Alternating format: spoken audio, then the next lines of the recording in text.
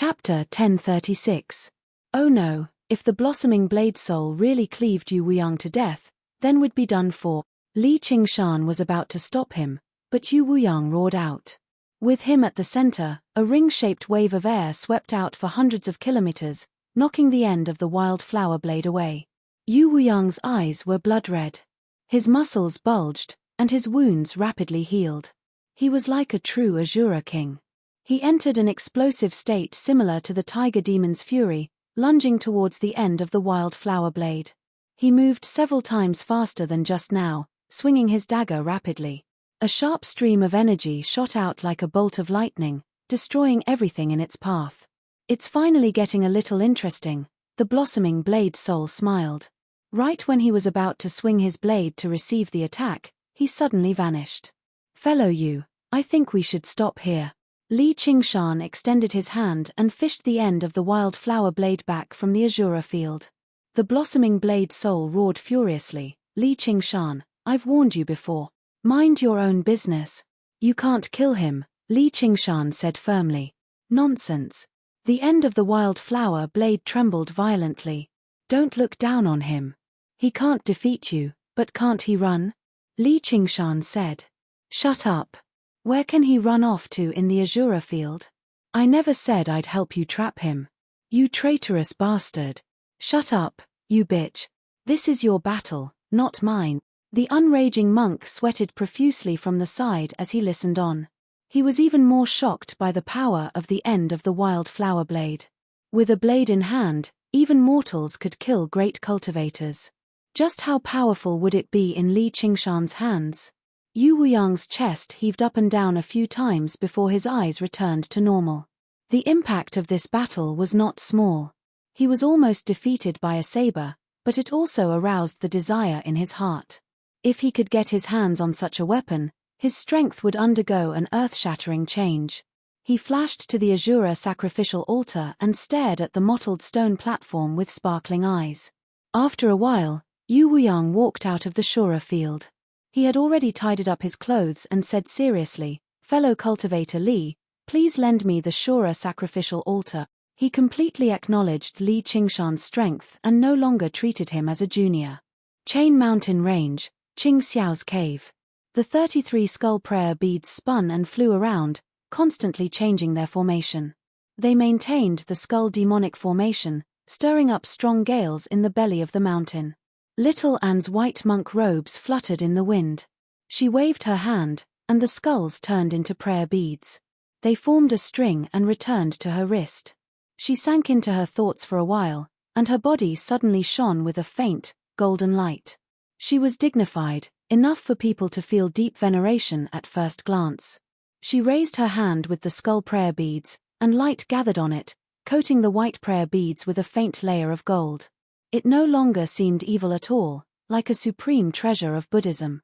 As soon as she stepped out of the dwelling, mist swirled through the mountains, and it rained continuously. The mountains became verdant again. You've been hiding for so long. It must have been hard on you. Come out. Little Anne's clear voice echoed through the mountains. A hoarse, cruel voice rang out. I heard you're Li Qingshan's partner and the most outstanding disciple of the Chan Monastery of Devarenjie. Little Anne leapt onto the top of a mountain and drew the trouble-severing blade with a backhand, raising it high into the air. Trouble-severing, the voice said in surprise. Trouble-severing, Little Anne repeated calmly.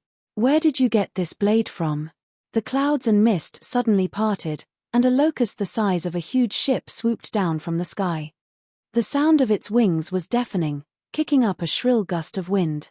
Boom! The mountain beneath Xiaoan's feet collapsed, and huge rocks flew in all directions. She had already arrived at another mountain peak. The flying locust demon commander's huge compound eyes reflected countless figures of Little Anne. He was filled with surprise and doubt. Her strength had exceeded his expectations, but what Little Anne said next left him with no time to think about this.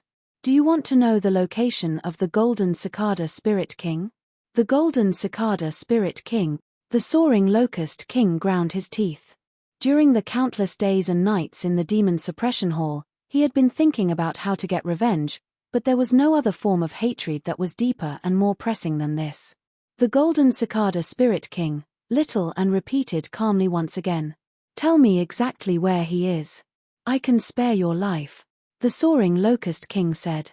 He's right here in the Rui commandery, and he's about to ascend soon. If you want to stop him, you better be prepared. Little and said emotionlessly. Where in the Rui commandery? The soaring locust king asked. The Rui commandery spanned tens of thousands of kilometers, so finding a hidden great demon king was like finding a needle in a haystack. You'll understand when the heavenly tribulation descends, Little and said. I want you to explain it to me right now. The soaring locust king roared and charged towards Little and again. Little and stood at the top of the mountain and opened her mouth slightly. The mountains were suddenly illuminated by Buddhist light, and the cry of a dragon pierced through the surroundings. Monk King! The flying locust demon commander cried out in surprise. The colossal flying locust demon commander was torn to pieces within the dragon's cry, while a strand of Samdi flames of white bone swept and retracted within the dazzling light, collecting the resources. The light gradually dimmed, and the clouds and mist in the mountains gathered together. I don't need you to spare me. Little and sheathed his blade and took off into the air. A few mountains away, Ayushin emerged from her dwelling with a vicious plague ghost beside her. She rubbed her chin in thought for a while before smiling and following closely behind him, flying into the clouds. On the lake of dragons and snakes, on a barren island so small that it basically could not be regarded as an island, the disciples of the 100 schools of thought all avoided the island from afar. It was not only because this was where the White Wolf commander cultivated, but also because of the terrifying hiss that rang out from time to time. Regardless of whether it was day or night, whether it was winter or summer, it seemed to come from the depths of hell, occupying everyone's hearts. A few months ago, a disciple of legalism had wanted to approach this island, hoping to obtain a fortuitous encounter from this legalist senior. However, before he had even stepped onto the island, he had returned to his dwelling with a pale face. Very soon, he had gone mad and died. Since then, he had never dared to approach this place again. At this moment, the hiss rang out once again. In the center of the verdant island, a naked woman knelt on the ground. Beautiful little snakes coiled around her body, swimming around her skin. Occasionally, they would raise their heads from her skin and spit out their green tongues. Her originally beautiful face was currently contorted due to pain. Her eyes were filled with hatred, making her appear even uglier. She was like an evil spirit that had sunk into the depths of hell. Suddenly, the hell snakes became agitated. They raised their heads and looked in the same direction, filled with hostility. Qian Rongji raised her head and saw a figure walking towards her. His footsteps were light and silent, as if he was riding on the wind. His clothes fluttered in the wind, and she could not help but hold her breath. As the figure approached, the hell snakes calmed down and dove into her skin. They intertwined to form a strange and beautiful tattoo. Chapter 1037. Qian Rongji opened her mouth, but it was as if she had lost her ability to speak. She made a hollow and meaningless sound, like the hiss of a snake. A minuscule pain pierced her heart, but it was even more unbearable than the snakes coiling around her. She almost couldn't help but curl up. Little and sighed softly and took out a set of clothes to drape over her. You've changed. Qian Rongji's eyes flashed with a trace of surprise. In her memories, she had always gazed at everything with clear and empty eyes, without love or hate, without sorrow or joy. She would never act like this. A wave of anger suddenly surged in her heart. These 3 words seemed to be a question. Then what exactly is our original appearance? Little and asked in response. Thank you for coming to see me. I've already seen you. You can go to Li Qingshan's side. Qian Rongji lowered her head, feeling an indescribable disappointment. The wind blew across the island, and the grass rustled. Clang. Little and pulled out the trouble-severing blade and raised it high. You once crossed me. Let me cross you once too. Qian Rongji suddenly raised her head, and the snakes all over her body hissed in warning. She suddenly laughed and closed her eyes. All right. The blade flashed like snow and lightning, bright and clean, disappearing in a flash. After a long time, Qian Rongji slowly opened her eyes. She found that she was still alive, and there were no wounds on her body. However, the blade mark was left on her heart, as if it had cut and torn something. Those memories that she had abandoned long ago resurfaced in her mind, and she finally understood what it was that was still hurting her. Even though she had already twisted, crushed, and obliterated the past, some things had instead been tempered and solidified. Like a grain of golden sand. Since she had to associate with the snakes, she should transform into a snake. Only then could she treat this hell as normal, even a paradise. Otherwise, she could only continue to endure the pain of this hell. This was the source of her troubles, and the trouble-severing blade could not cut it away. This was because it was not just the memories of the past, but also all the beautiful hopes of humanity, wishing for happiness, wishing for peace. This was compared to all the greed, anger, and obsession of humanity. It had to be even more deeply rooted. Therefore, gods and Buddhas were high up in the 9 heavens. She looked up at the sky with a blank expression and muttered to herself, "What exactly is our original appearance?" No one answered. Only the sound of the wind was heard. The Chan monastery of Nga in front of Demon Suppression Hall. Yu Wuyang looked at Li Qingshan earnestly. Li Qingshan had no reason to refuse. He agreed. However, it's not easy to subdue this weapon spirit. If it's not handled properly, it could even be life-threatening.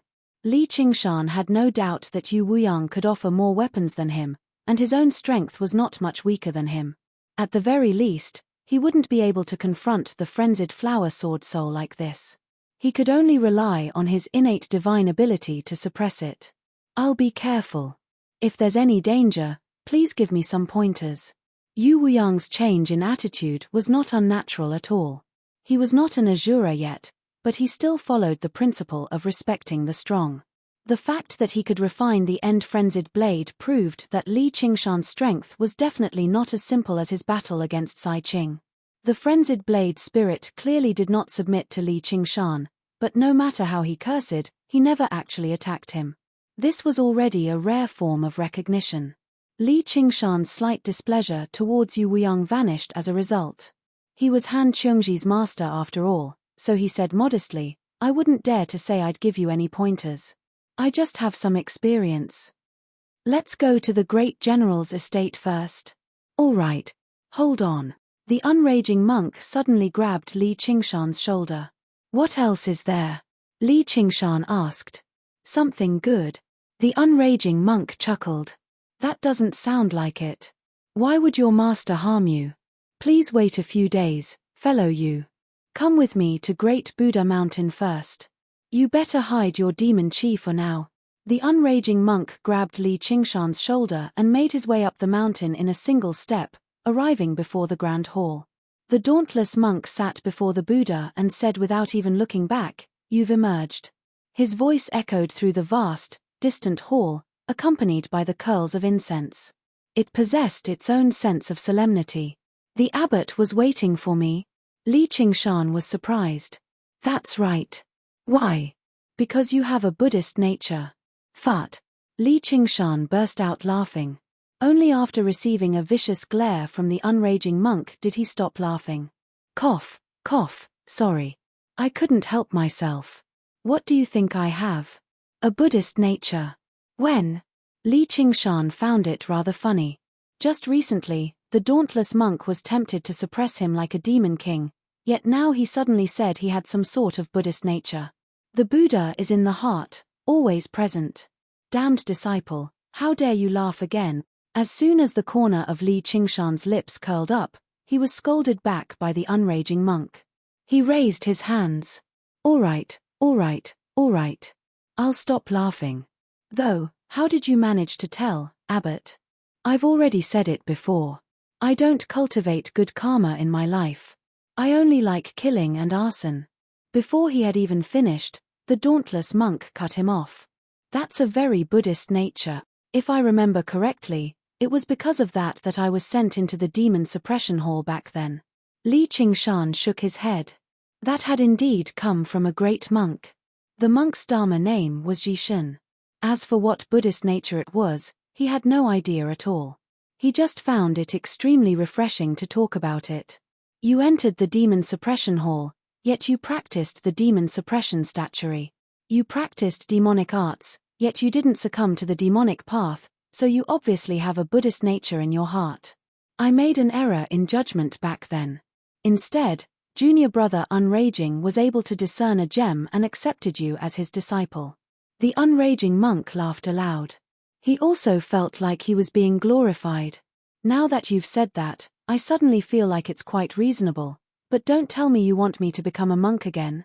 Li Qingshan said cautiously. The Buddhist school is vast. You can come and go as you please. It won't force you.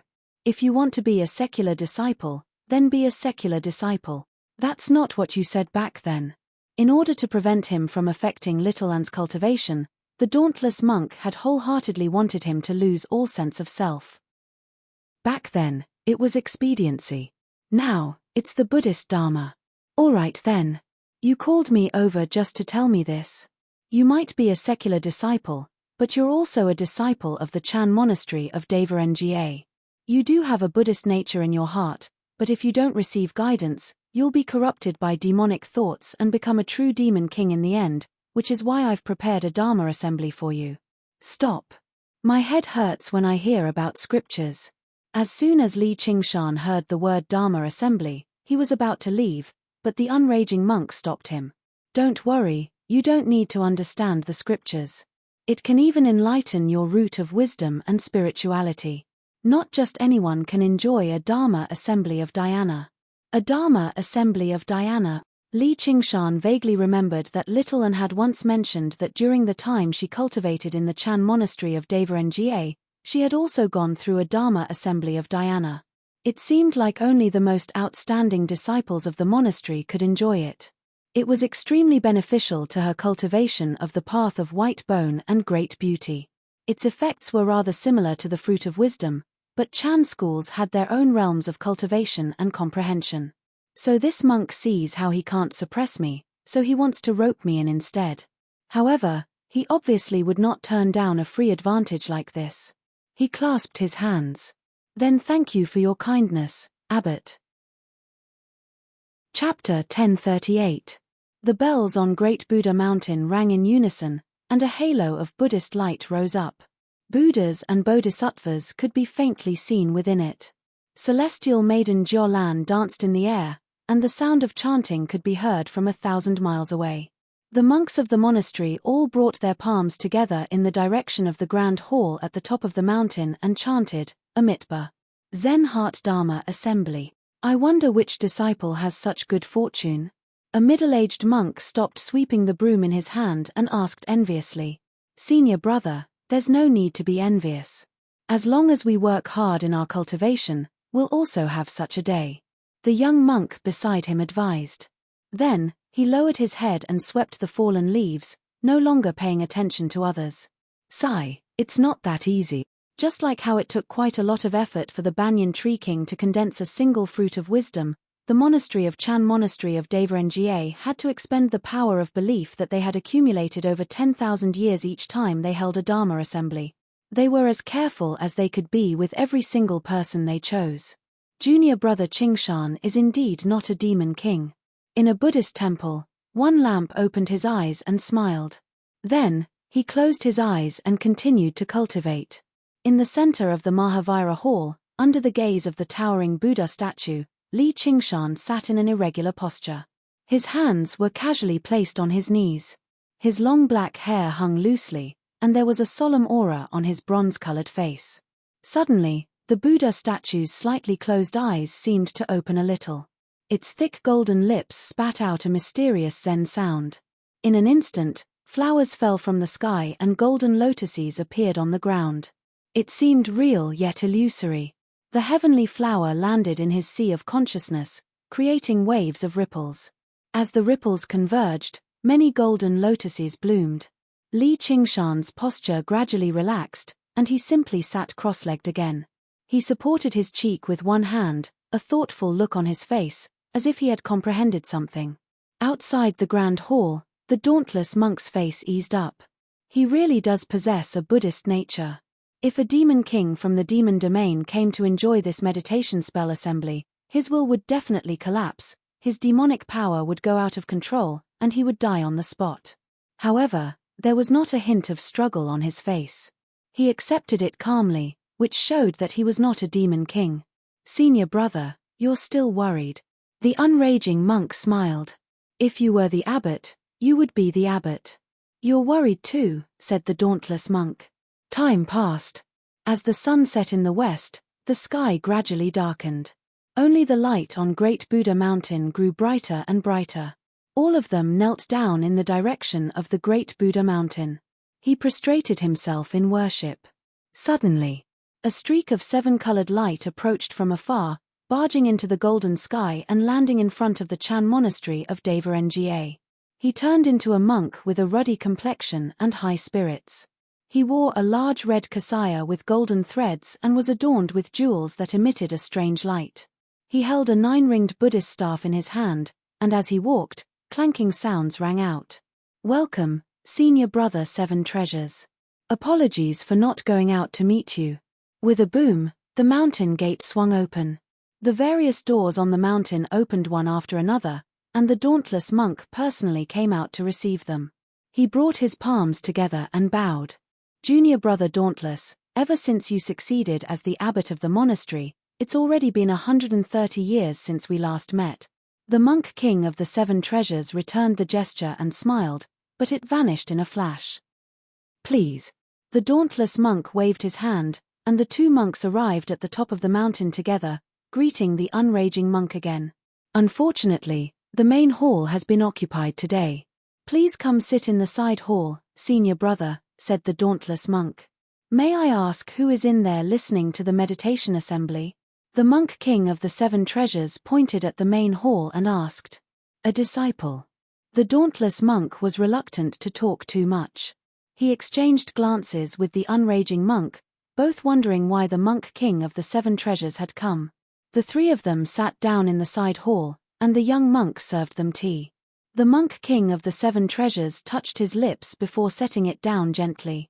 Is this tea not to your liking, Senior Brother? The dauntless monk asked. I'm used to the 3-leaf body tea of the Lingua Temple. Other teas just lack a hint of zen, said the monk king of the Seven Treasures. The temple is cramped, so there's no better tea. However, there are a few jars of fine alcohol. Will you be able to drink it, Senior Brother Seven Treasures? The unraging monk chuckled and drank all the tea in his cup. Junior Brother Unraging is still the same as before.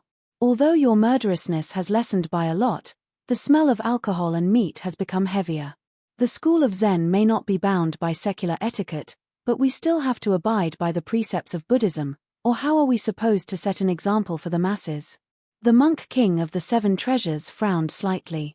Only Senior Brother Seven Treasures can shoulder the great responsibility of setting an example for the masses. Someone as slow-witted as me can only hope, said the unraging monk. The monk king of the Seven Treasures could hear the mockery in his words. He smiled. I'd advise you not to be too impudent today, Junior Brother. The unraging monk raised an eyebrow. Right when he was about to say something, the dauntless monk asked, You never come without a reason. Why have you come to the Green Province instead of cultivating in the Dragon Province, Senior Brother? Speaking of which, this does have something to do with Junior Brother Unraging. Do you have a disciple called Li Qingshan? Asked the monk king of the Seven Treasures. The unraging monk shivered inside. That's right. 7 days ago, the third crown prince of Great Xia, Sai Qing, wrote a letter to the imperial court, saying that this Li Qingshan practiced demonic arts and became a demon king, becoming a lackey of the demon domain. Our great Lingua Temple bears the responsibility of monitoring all monks in the world, so we were given the orders of the imperial advisor of the left to specially investigate this matter. May I ask where Li Qingshan is right now? Get him out here. The monk king of the Seven Treasures said indifferently, but his words left no room for doubt. He directly treated the Chan monastery of Devarengye as his own backyard. When he recalled Sai Qing's instructions and promises before he had set off, his confidence became firmer. Li Qingshan had destroyed Sai Qing's body, and he had finally found a new body after much difficulty. He spent a lot of time merging it with his soul, but it was unavoidable for his cultivation to suffer a great loss. His hatred towards Li Qingshan ran as deep as the ocean. Originally, when the crown prince's body was destroyed and he was basically on the brink of death, that was enough for the imperial court to fly into a thunderous rage. However, it was a fair duel with Li Qingshan, and he was the one who had proposed a duel to the death. If they made things difficult for him because of that, he would just be asking to be humiliated. He would only become a laughingstock. As a result, he came up with this idea. The dauntless monk frowned. Sure enough, he had come with ill intentions. The Lingua Temple was known as the greatest temple in the world, the leader of the Buddhist sects of the 9 provinces. The abbot of the Lingua Temple was one of the 2 grand imperial advisors of Great Xia, possessing the status of commanding all the Buddhist disciples in the world. Even when the abbot of the Chan monastery of Deverengye took over the legacy, they had to obtain permission from the Lingua Temple. Although it was just a formality, it was enough to demonstrate their might. Apart from their status, they also possessed corresponding strength. There were countless monk kings in the past. Even in today's Great Xia's decline, the dauntless monk still dared not underestimate them. Bastard! The unraging monk cursed aloud. What did you say? The monk king of the 7 treasures was infuriated. Senior brother 7 treasures, don't misunderstand. I'm not talking about you, but this kid, Sai Ching. He lost in the duel, but instead of working hard on his cultivation, he slandered my disciple as a demon king. He's utterly humiliated the imperial family. Our Chan monastery of Deverengye possesses a secret technique, the demon suppression statuary. It might seem a little similar to demonic arts, but it's a genuine Buddhist cultivation method. I practice this cultivation method, so don't tell me I'm also a demon king. Chapter 1039. You are you, and Li Qingshan is Li Qingshan. You can't mix them up. If he really hasn't fallen into the demonic path, why don't you let him out?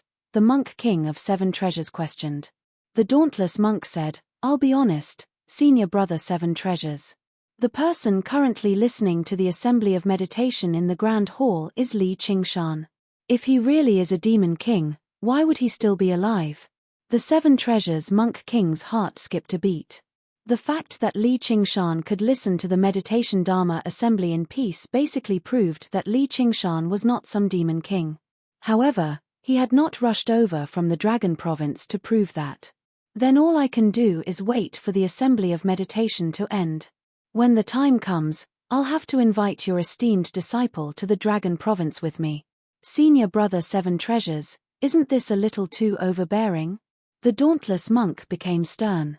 Let alone the fact that Li Qingshan practiced demonic arts, the Dragon Province would be the territory of the imperial clan. There were countless ways to deal with him.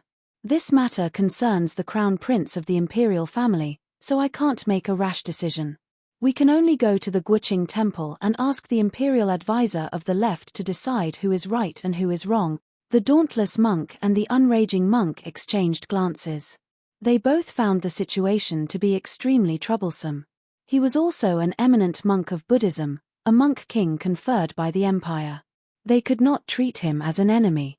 Once Li Qingshan emerged from seclusion, he would definitely kick up a fuss. Li Qingshan was not the type of person to be led around by the nose obediently. He could show mercy to the unraging monk, but he would definitely become tempted to kill a monk who had specially come from the Dragon Province to deal with him. By then, it would truly be impossible to deal with. In the blink of an eye, an entire night passed. When the sky lit up, the Buddhist glow gradually faded. The flowers drifted away, and the golden lotus wilted. The lofty Buddha closed its eyes. Li Qingshan slowly opened his eyes. The entire world had changed, as if a decade had passed. A hint of gentleness appeared on his tough face. He smiled. Interesting. Although the benefits of the Zen Heart Dharma assembly were not obvious, it had a far-reaching impact. It would allow one to have a deeper understanding of one's own cultivation path. He had also gained new insights into how to balance fire and water to further improve the Phoenix Nirvana Sutra. This was equivalent to raising one's comprehension ability from the root. However, there were also some side effects, such as compassionate heart. After all, it was a Buddhist great art, unlike the banyan tree king's pursuit of natural balance. Li Qingshan's ears twitched as he heard the sounds of argument coming from outside the door. Senior brother Seven Treasures, please wait. In front of the entrance of the Grand Hall, the unraging monk stopped the Monk King of the Seven Treasures. Didn't the Diana Hart Method conference end? Please ask your disciple to come out and meet me. To obstruct him like this, could it be that he had a guilty conscience? Or perhaps devils? Seven Treasure Monk King said. Only you know who has ghosts and demons in your heart. A smear of anger flashed through the unraging monk's face. The Monk King of the Seven Treasures was clearly targeting Li Qingshan because of Sai Qing. After the Dharma assembly, I still need to meditate and comprehend it in order to completely master it. Senior martial brother, why don't you take a while longer?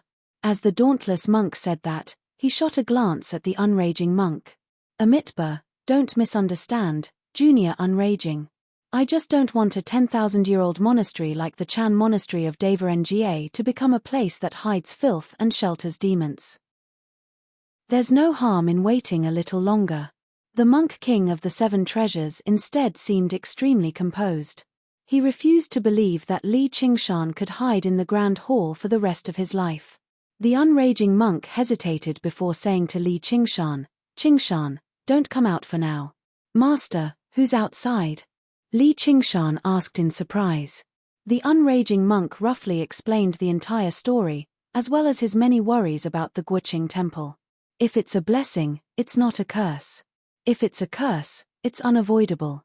If this damned baldy dares to screw me over, I'll definitely make sure he doesn't leave the Green Province alive, Li Qingshan said firmly.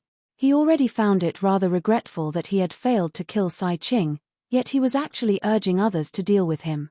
What else was there to say? He would kill as many as they came. The unraging monk thought, oh no.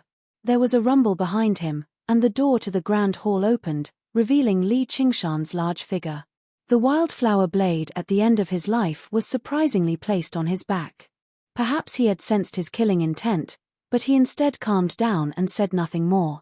The Monk King of the Seven Treasures' eyes flashed. He actually felt intimidated by Li Qingshan's bearing. Sure enough, a person who could destroy Sai Qing's body was anything but ordinary.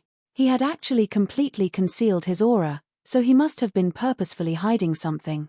It was said that this child was not even a century old, so he must have ties to the demon domain. Otherwise, it was impossible for him to achieve his cultivation at such a young age unless he received the assistance of some powerful existence. You're Li Qingshan? I am. Li Qingshan stepped over the door sill and arrived before the Monk King of the Seven Treasures. He took less than 10 steps. Pay a visit to the Dragon Province with me, the Monk King of the Seven Treasures said indifferently, naturally giving off a sense of superiority and command. This was the pride he had nurtured since he came from the Guoqing temple. Regardless of the sect or temple, all Buddhist disciples in the world had to obey the orders of the Guoqing temple. Why should I? Li Qingshan asked coldly. What, do you want to fight me? The Monk King of the Seven Treasures smiled as if Li Qingshan's resistance was both within his expectations, yet it was also very laughable. Why can't I? Li Qingshan smiled as well. Your viciousness and rebellious nature truly are as clear as day. Very well. I just happen to want to see just what your demonic arts are capable of. The staff in the Monk King of the Seven Treasures paused, and the golden rings clanged. It was impossible for Li Qingshan to hide his aura during a battle. As long as they could test his true cultivation, as long as he had even the slightest connection to demonfolk, they did not even have to take him back to the Dragon Province. They could directly request the dauntless monk to capture him, or they would be colluding with the demon domain. The Chan Monastery of Nga definitely could not afford to bear that label. Li Qingshan did not think too much about it. A single strike was enough anyway. With a few words, the two of them became on edge. The battle was on the verge of erupting. Suddenly, a plump figure blocked between the two of them. The unraging monk frowned firmly. What he feared really happened. The Monk King of the Seven Treasures could not die here, or he would be unable to give an explanation to the Guoqing temple or even all the Buddhist disciples in the world. Junior brother unraging, it's already reached a time like this, yet you're still trying to protect your own? Are you really going to cast all the precepts of Buddhism to the back of your head? I'd rather wonder whether the demon suppression statuary is a demonic art or not, which is why you've become so frenzied, the monk king of the 7 treasures called out. It's not that I'm trying to protect my own. I just can't bear to see senior brother's blood splatter all over Great Buddha Mountain, the unraging monk said emotionlessly. After witnessing Li Qingshan's strength and the blade style of the wildflower blade soul, even he was not confident he could defeat Li Qingshan. If they actually fought, a single strike would probably determine the outcome of the battle. Blood splatter all over Great Buddha Mountain. What bold word! I'd like to see just how I'll splatter all over Great Buddha Mountain. The monk king of the 7 treasures completely ignored the unraging monk's warning. In order to save face, Sai Qing did not even go into detail about how he had lost to Li Qingshan. If they had not witnessed it with their own eyes, no one would believe that Li Qingshan, who had just undergone the 3rd heavenly tribulation recently, could defeat or even kill the monk king of the 7 treasures. The unraging monk frowned. He really was reckless, yet he could not actually let him die. He was basically stuck between a rock and a hard place. Chapter 1040. Li Qingshan smiled. Little and landed gently in front of the grand hall. The sunlight gilded her. When she smiled, even the heavenly flowers and golden lotuses dimmed. She did not hide her aura. Her surroundings seemed to be enshrouded in a Buddhist glow, possessing both the restraint and self-discipline of the school of Vinaya and the cleverness and naturalness of a Zen disciple. One will greets the dauntless abbot. Amitabha. One will, you've finally returned. The dauntless monk suppressed the joy on his face and chanted the Buddha's name softly. Compared to a secular disciple like Li Qingshan who was so mischievous that he had almost fallen into the demonic path, little Anne was the true star of hope for the monastery. Her almost godlike rate of cultivation had left him overjoyed once again. The unraging monk glanced at Li Qingshan. Compared to his murderous, unruly appearance, the goddess-like little Anne did indeed possess the bearing of a Buddhist disciple. Your one will. The monk king of the 7 treasures' eyes lit up. He attempted to scrutinize little Anne with a critical gaze, but he discovered he could not find any faults with her at all. Even though it was just her bluish-white monk's robes, it made his embroidered kasaya pale in comparison, yet he could not develop any jealousy. Little Anne nodded and said nothing more. You want to compete with me? The monk king of the 7 treasures asked. Little Anne nodded again. She remained rather impolite, but she seemed dignified and generous, such that the monk king of the 7 treasures was unable to develop any anger at all. Instead, he praised, I've heard of your great name in the Lingua Temple, but I never thought you'd already undergone the 3rd heavenly tribulation. You truly are a Buddhist genius. You're too kind, monk king. You want to compete with me for this child? The monk king of the 7 treasures pointed at Li Qingshan. For the monastery. Little Anne brought her palms together and said in a manner that was neither obsequious nor overbearing. Amitabha. The dauntless monk chanted the Buddha's name, feeling gratified from the bottom of his heart. Li Qingshan curled his lips and thought to himself, this old man, I've done so many good deeds, but you've turned a blind eye to it. Little Anne's words have made you so happy. It seemed that even the eminent monks of Buddhism could not avoid being deceived by this great beauty illusion. Especially after she comprehended the unity of Buddha and devil, and found her human heart, her great beauty illusion reached a new realm. Moreover, it seemed to have a special effect on Buddhists. The 7 treasures monk king pondered for a moment, then sighed, forget it, we are both Buddhist disciples, I don't want to fight with you. Li Qingshan couldn't help but say, hey, I'm also a Buddhist disciple, even though I'm a layman disciple. The monk king of the 7 treasures glanced at Li Qingshan. He felt that it was beneath him to talk to him. Then he said to little and amicably, with your cultivation, it's enough for you to be conferred the title of monk king. Why don't you come with me to the Lingua Temple in the Dragon Province to be conferred the title? The imperial advisor has asked about you before. He'll definitely bestow you with grace when he sees you. The imperial advisor knows me too? Little and asked. Yeah, and he even praised me very much. Now that I've seen you today, you really do live up to your reputation. Senior brother Seven Treasures, you don't have to go to the Lingua Temple to be conferred the title of Monk King, right? The dauntless monk immediately stood forward to object. He felt an intense sense of danger. There's a saying, it's a waste to be a monk if you don't go to the Lingua Kingdom.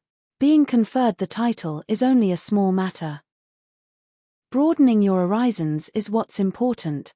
After seeing little Anne, the monk king of the Seven Treasures changed his target for this trip. Standing up for Sai Ching was only a small matter. Recruiting a talented disciple for the Lingua Temple was what was important. The reason why the Lingua Temple could become the greatest temple in the world was not because of the support of the Great Xia Empire alone. Instead, it had absorbed talents from the entire 9 provinces and constantly nurtured its foundation. There would be a time when the Great Xia Empire would fade away, but the Lingua Temple could continue on for generations to come. Many of the talents that the Lingua Temple absorbed were outstanding disciples from other temples and sects.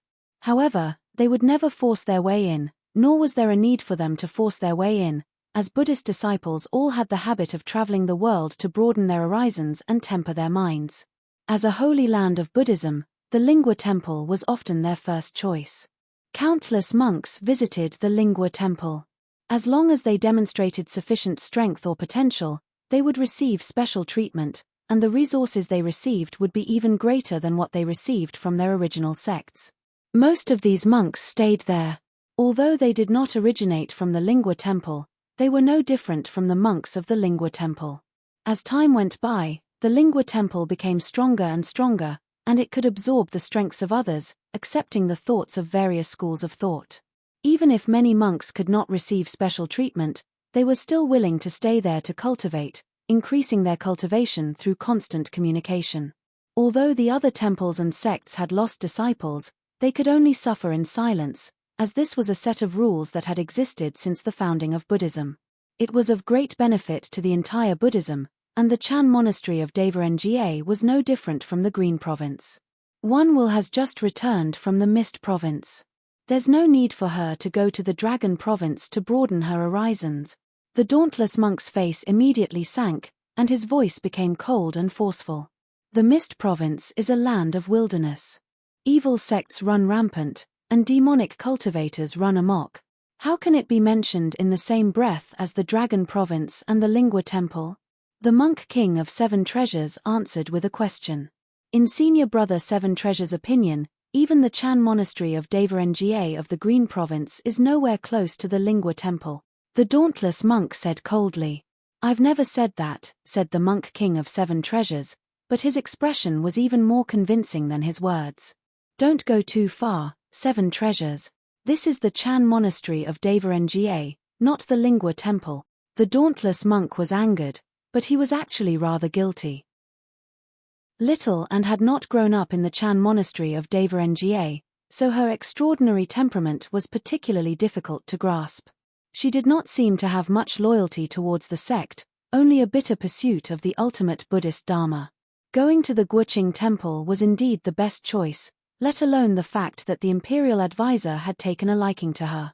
If she really agreed to go to the Lingua temple to cultivate, it would not even be considered a betrayal. What? Do you want my blood to splatter across Great Buddha Mountain too, junior brother? The monk king of Seven Treasures smiled.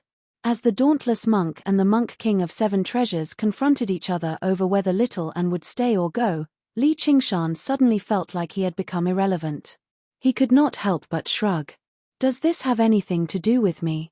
Little Anne arrived beside him silently and held his hand gently. It's fine. Girl, you sure know how to steal the limelight. You're basically the bane of monks. Li Qingshan rubbed her head and raised his head, only to see the monk king of Seven Treasures glaring at him. The bane of monks? How horrible. Little Anne stuck out her tongue and said to the monk king of Seven Treasures, Master, thank you for your kindness, but forgive me for not being able to go to the Dragon Province for now. The dauntless monk sighed inside. Some things had not changed after all. He was unable to stop her from going to the Mist Province in the past, but he never thought there would be a day when he would use this method to make her stay in the Chan monastery of Devarengye. Fine then. The monk king of Seven Treasures sighed. Suddenly, he looked at Li Qingshan again. Do you still want to clash with me? Up to you. After what had happened, especially after seeing little Anne, his temper had improved. He no longer had much killing intent anymore. Then come at me. The monk king of 7 treasures swung his staff. Master 7 treasures, I think you'd better let me experience what you're capable of. Move aside. I said I don't want to clash with you. Chapter 1041. All right. The monk king of the 7 treasures' eyes lit up. This was exactly the result he wanted. You can't. The dauntless monk said before turning to the monk king of the 7 treasures. 7 treasures, you're bullying the weak. Do you really think there's no one in our Chan monastery of Devarengye? Junior brother, One Will is no longer a child. Before long, she'll be conferred the title of monk king and stand on equal footing with us. Can't she even decide something as minor as this for herself? The monk king of the 7 treasures had already become certain that little Anne was purposefully losing to him so that he could join the Lingua temple legitimately. This competition was just to give the dauntless monk an explanation. Don't worry, Abbot. I won't lose, said little Anne. Look. The monk king of the 7 treasures smiled at the dauntless monk. He did not take little Anne's words to heart at all. Having reached this point, even the dauntless monk was unable to stop him anymore. He glanced at little Anne deeply. You're on your own. One Will, you go first. The monk king of the 7 treasures said to little Anne amicably. Please go first, master. Little Anne let go of Li Qingshan's hand and made his way over slowly. Fair enough. The monk king of the 7 treasures waved his hand, and the golden threads and jewels on his kasaya glistened under the sunlight. He was in no hurry to fight. He asked, Do you know why I'm known as the 7 treasures? There are 7 treasures in Buddhism. The master's name originates from them, said little Anne. Which 7 treasures? Violet gold, silver, glass, crystal, giant clam, coral, and amber. That's right. I practice the scripture of the 7 treasures of the Lingua temple. Among the current Buddhist disciples, only I've reached such a level with this cultivation method, and I've also refined the 7 treasures of Buddhism. They serve as my life-bound Buddhist treasures, the monk king of the 7 treasures said rather complacently. The dauntless monk frowned. Arcane treasures were fine too. Buddhist treasures were fine too. Cultivators could only wield a limited number. Although he could wield 7 Buddhist treasures, their power would definitely be greatly affected, and they would interfere with one another. When he faced an enemy, he was instead better off using 2 or 3 Buddhist treasures. On the other hand, the 7 treasures monk king could use 7 Buddhist treasures at the same time. Not only was their power not reduced at all, but they were even able to complement each other and display even greater effects. Even if they weren't invincible, there were very few people who could defeat them. No matter how talented little Anne was, he had only just undergone 3 heavenly tribulations. His cultivation was already significantly weaker than the 7 treasures of the Buddhist sect. There was no chance of victory at all. Master's Dharma is profound, I am impressed. When the 7 treasures monk monarch heard this, he faintly smiled and raised the staff in his hand. The golden rings jingled. This Buddhist staff is made of purple gold. If you want to slay demons, this treasure is enough. Today, I might as well let you experience it. During the conversation, a silver light flashed, and another silver wheel flew out of his sleeve. As it spun, it emitted a dazzling silver light, illuminating the summit of the mountain in a silvery white color. Its sharpness was enough to split mountains. A large golden hand that seemed both real and illusory reached out from behind the 7 treasure monk king, raising a glazed cup. Light rippled within, giving one the feeling that it contained a great lake. Once it was poured down, it would flood Great Buddha Mountain. Wonderful! Little Anne praised. These 3 Buddhist treasures were not only external objects used to defeat the enemy, they were also closely related to the 7 treasures monk king, as if they were one. After cultivating these 7 treasures and receiving the title of monk king, all the opponents I have met in my life can at most make me use these 3 treasures. The 7 treasures monk king said. I wonder what the other 4 treasures look like. Little Anne did not have the slightest battle intent, as if he was a humble disciple asking for guidance from his master. Since you have spoken, then let me broaden your horizons. The 7 treasures Monk King smiled and took out the 7 treasures, a 7-colored crystal sword, an unpolished white clam, a bright red coral mountain, as well as a string of amber beads. Each of them emitted a different kind of radiance. In a split second, the light of the treasures shone in all directions, shining brightly, surpassing the blazing sun rising from the east. The 7 treasures Monk King stood at the center of this myriad of colors. A faintly discernible Buddha image appeared behind him. It had 3 heads and 6 arms, overflowing with light and color. Its 6 arms were extended, each holding one of the 6 treasures, appearing even more dignified and magnificent. This is Duobao Tathagata, the Buddha of the Eastern Pure World of Treasures, as well as the Buddha I worship. The dauntless monk and the unraging monk both lowered their heads and chanted Duobao Tathagata's Buddhist name. Although the school of Chan worshipped the Buddha in their hearts, where there was no need for anything beyond the Dharma, they still maintained absolute reverence towards the true Buddha, even if it was just an illusion or a statue. Only Li Qingshan straightened his neck and stared straight at the Buddha image. Apart from the color being a little prettier, it did not seem to be much different from the other Buddha images. What an unfilial son. If it weren't for the fact that I had other plans today, I definitely would have made you suffer. The 7 treasures Monk King was displeased, but he viewed Little An's posture of gazing at the Buddha as a sign of reverence towards the Buddhist Dharma. I can practice the scripture of the 7 treasures Dharma essence not only because of my talent and comprehension, but also because of the great support of the Lingua Temple, which is why I can refine the 7 treasures. If it were a regular sect, even if they possessed a cultivation method like this, no one would be able to practice it. The dauntless monk could not refute the 7 treasures Monk King's words. Not only were the 7 Buddhist treasures precious because of their great value, but they were also difficult to collect. Only the Dragon Province had a collection of all the wondrous treasures in the world. What do you think? If you want to see it, I'll show it to you. Do you still want to compete? The 7 treasures Monk King smiled at Little Anne. One will, if you want to go, then go. With your talent and comprehension, you'll be able to stand out no matter where you go. The dauntless monk let out a long sigh. He did not even have confidence in defeating the 7 treasures Monk King. At most, he could only remain undefeated. Little Anne's bet was basically delivering himself to him. Master of the 7 treasures, I can defeat you.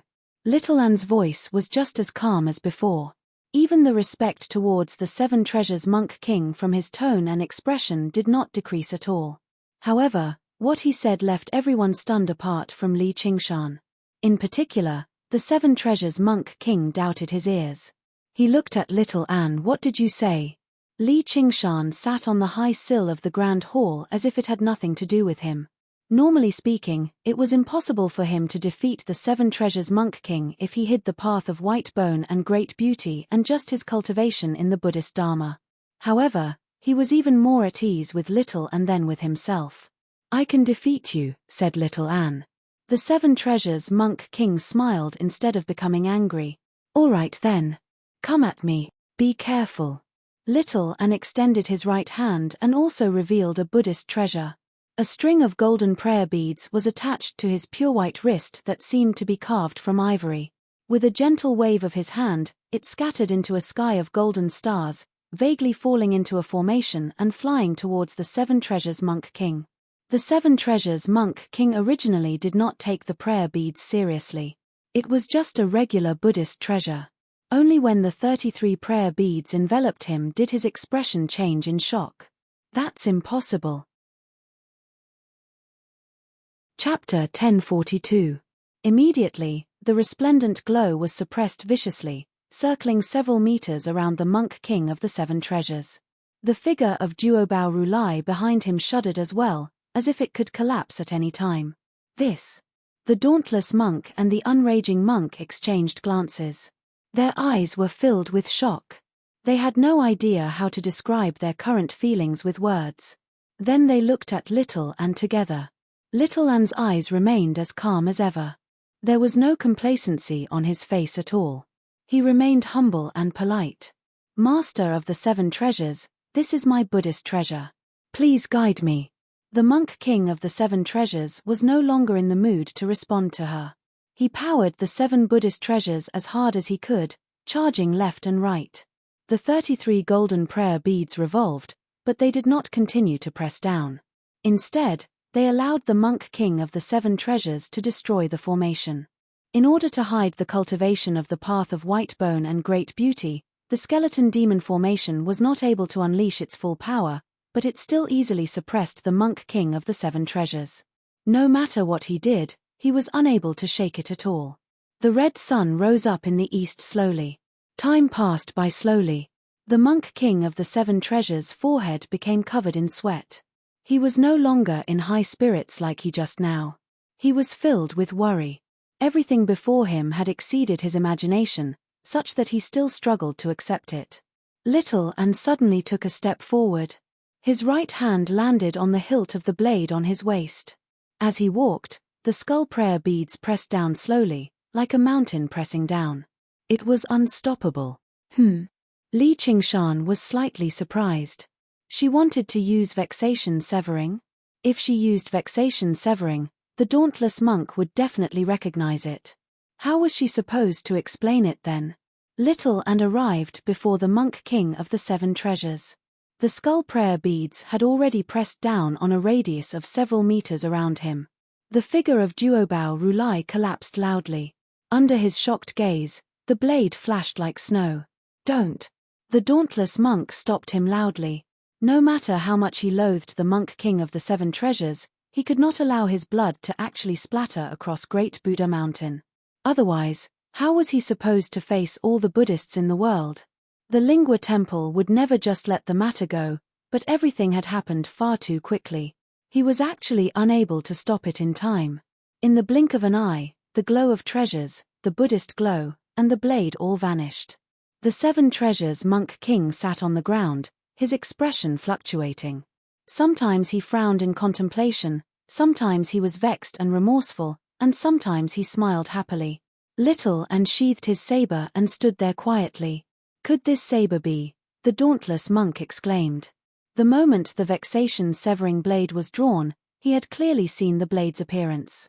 Although the vexation-severing blade had already been lost for many years, every single curve was clearly engraved in the minds of the past abbot. They dared not forget it, nor could they forget it. The impact it had on him was even greater than the 33 Buddhist prayer beads. Trouble-severing blade. What do you think? Little and waved his right hand like a willow branch, and the skull prayer beads returned to his wrist. So, this is the trouble-severing blade. It is indeed mysterious. 7 treasures thanks me. 7 treasures monk king stood up, put his palms together, and bowed deeply to Little and Master. You don't have to be so polite. Little and stepped aside. What a waste of my several centuries of cultivation. I was caught up in greed, but I didn't even realize it. I even became arrogant and committed the sin of lying. It's all thanks to your strike that I was enlightened, the monk king of the 7 treasures said in shame. If it were not for the fact that he knew about the wondrous power of the trouble-severing blade, Li Qingshan basically would have suspected that Little and had smashed the monk king of the 7 treasures' head. The effects were basically perfect.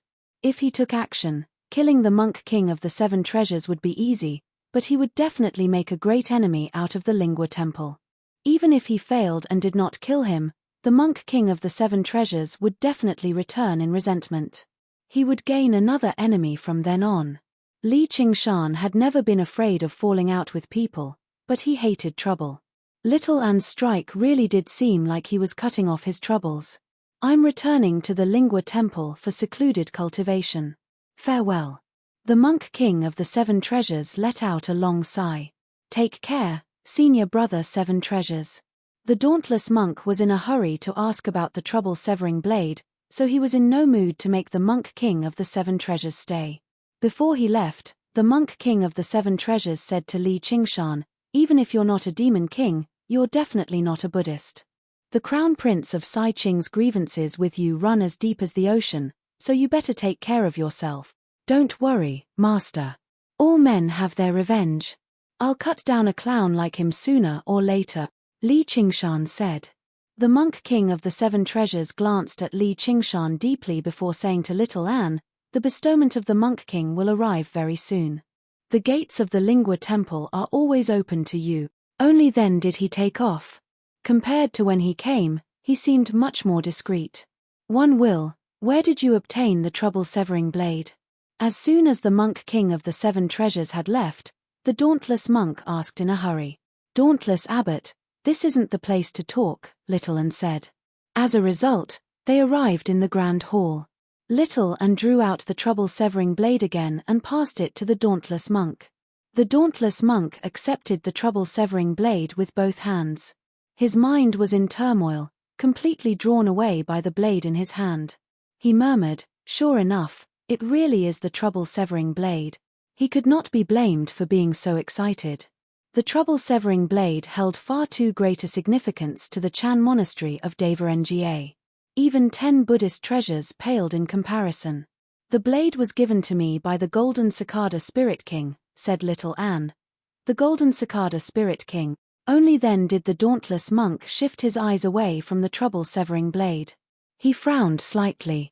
This was a name that the Chan monastery of Nga could never forget. "Why did he give it to you?" "He used the chant of Nga as an exchange," said little Anne. The dauntless monk pointed at little Anne. If a regular disciple were bold enough to pass on the supreme cultivation technique of the Chan monastery of Nga to the Golden Cicada Spirit King, he would directly capture them. Even if he took back the trouble-severing blade, he would still punish them heavily. "I've violated the sect's rules. Please punish me, abbot," said little Anne. "Forget it. You've done a great service to the Chan monastery of Nga by retrieving the blade. You can say your merits make up for your faults." The dauntless monk hesitated a few times, but in the end, he still waved his hand helplessly. Rules and precepts were important, but they had to be flexible. As the abbot, he still had to consider the Chan monastery of Ng's 10,000-year-old heritage first. There was no reason for him to destroy his own foundation. And, upon further thought, if the Golden Cicada Spirit King offered him something like that, he would have to consider it. With little Anne's identity and cultivation, he already had the right to make a decision like that for the Chan monastery of Nga. Thinking like that, he felt much better. "I'm not just exchanging for the blade," added little Anne. "What else?" the dauntless monk asked. "And the soaring locust king's life," said little Anne. "What?" "The Golden Cicada Spirit King is about to ascend soon. I've already told the soaring locust king about this."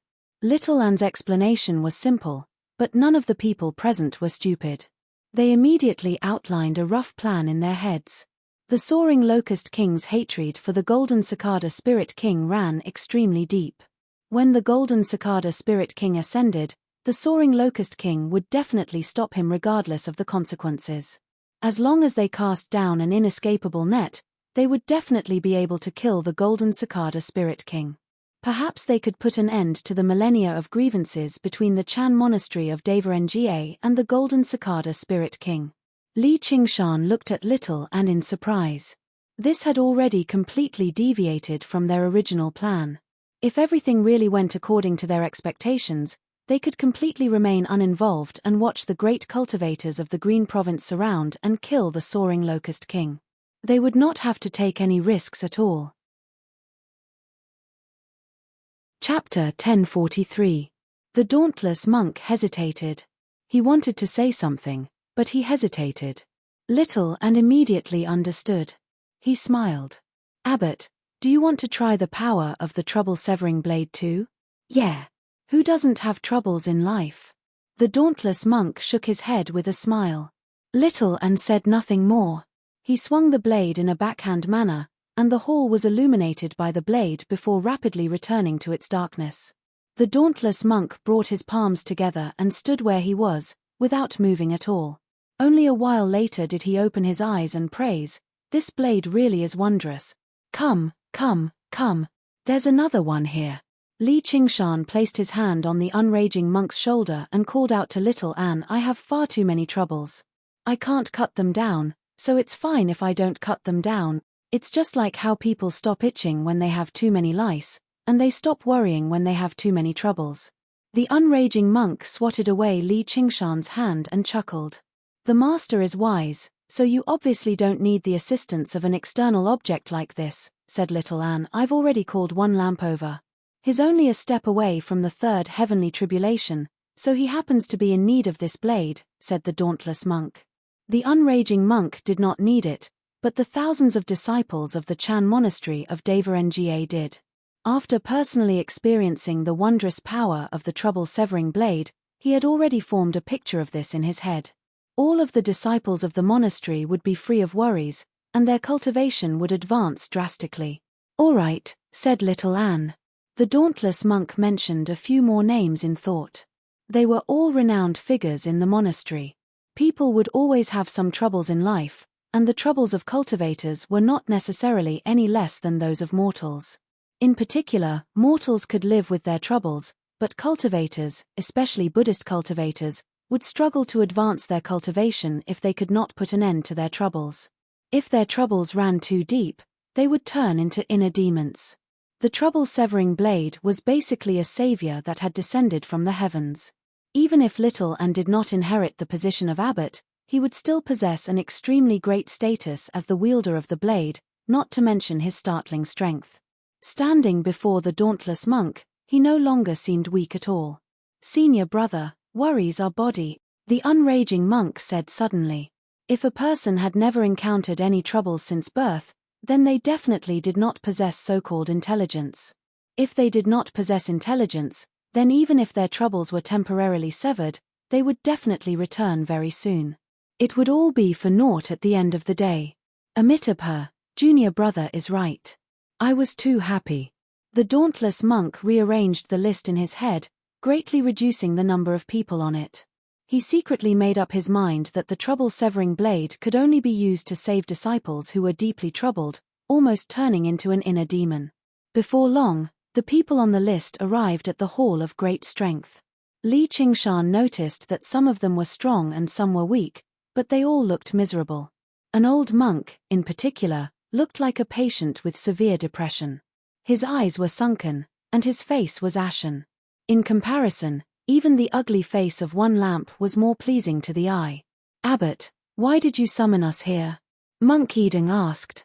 You've all been plagued by troubles, which has affected your cultivations.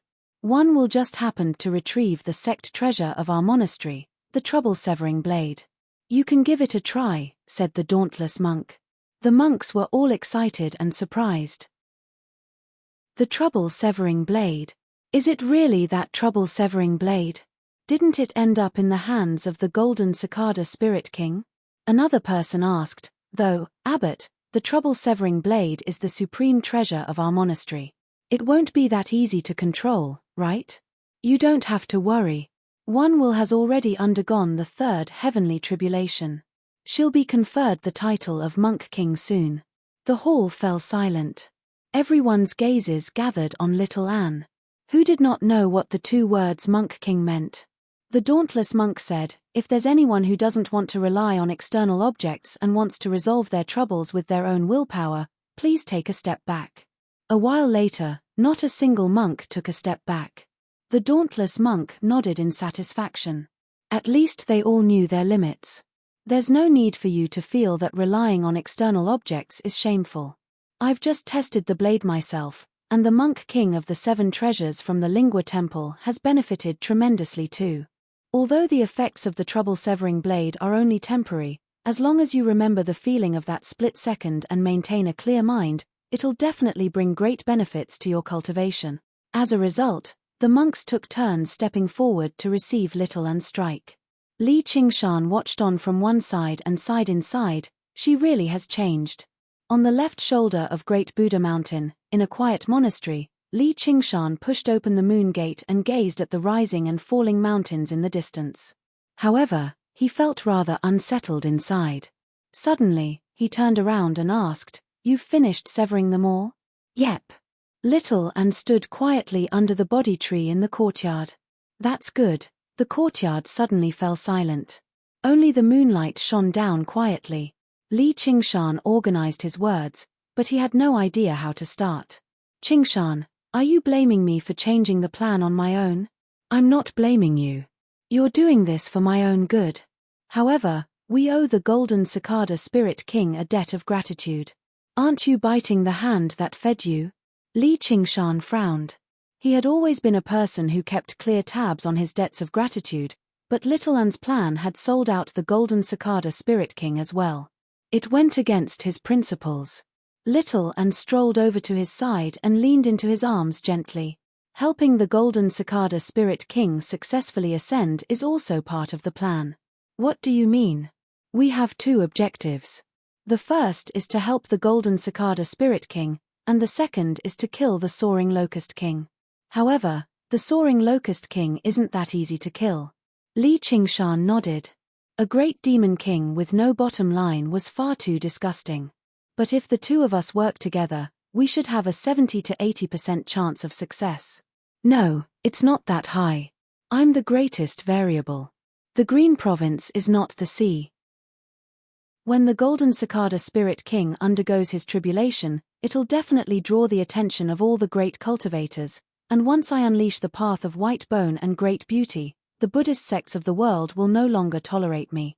I'll definitely be treated as a great enemy by the Chan Monastery of Nga. It might even lead to a chaotic battle, but I'm unwilling to kill a single person from the Chan Monastery of Nga. And, if the Golden Cicada Spirit King wants to ascend successfully, it's very likely that the Chan Monastery of Nga will be an obstacle only second to the Soaring Locust King. I believe the dauntless abbot hopes for him to die with the Soaring Locust King the most, so instead of leaving it up to fate, it's better to reduce the number of variables as much as possible. I've already told the dauntless abbot that the Golden Cicada Spirit King is willing to risk failing his ascension to destroy the Soaring Locust King. The Golden Cicada Spirit King has done that in the past, so it won't be difficult for him to convince others. He's also handed over the affliction-severing blade, so you can treat it as him taking the initiative to make peace. I believe the dauntless abbot will make the correct choice. Little An's eyes shone with a wise light. Li Qingshan was immediately rendered speechless. Not only did her plan give them greater confidence in killing the Soaring Locust King, but it also gave the Golden Cicada Spirit King even greater assurance in his ascension. It also did not require them to fight for their lives. And, it was grand and honorable. She did not let down the Chan Monastery of Nga, the Golden Cicada Spirit King, or even him. Chapter 1044. You just don't like to think about these things. Little An smiled. I've already prepared myself for a great battle against the Soaring Locust King. You sure know how to ruin my plans. Li Qingshan pinched her nose, half blaming and half doting. I just want to help you avoid as much trouble as possible, Little An said, feeling wronged. I know, but you should discuss it with me first in the future. Sometimes, the simplest and most effective method is not necessarily the best method. No trouble means no challenge. My path is about advancing bravely, not hiding in the shadows and scheming. Sigh. I suddenly understand what it means to be troubled. Looks like I didn't eat the fruit of wisdom for nothing after all. Little An could not help but laugh. She bit her lip and said, "Yeah, I promise." Li Qingshan lowered his head and kissed her forehead gently. The red mole between her eyebrows was still as clear as ever, but her appearance had already changed from that of a confused child to that of a beautiful young lady. Her petite figure had become slender as well. Most importantly, she now had her own ideas and thoughts, which both comforted him and made him feel slightly melancholic. You'll probably be staying here for a few days, right? I want to participate in the entire plan. Fair enough. I'll make some time to pay a visit to the Sword Collection Palace and draw out the sword they owe me. Although the treasured sword of the Sword Collection Palace was already indispensable to Li Qingshan, it would be a waste if he did not want it. He could even take some revenge on the Sword Collection Palace, so why not? The Sword Collection Palace. Little An said in thought. What's wrong? Nothing. You're stuttering again. Oh right, since you've recovered your memories, just who did this to you back then? Was it that Ming Fei or whatever? We have to avenge her. It's hard to say. Little An shook her head. She was also slightly doubtful. It's not like we're in a hurry. Once this is over, We'll investigate it properly.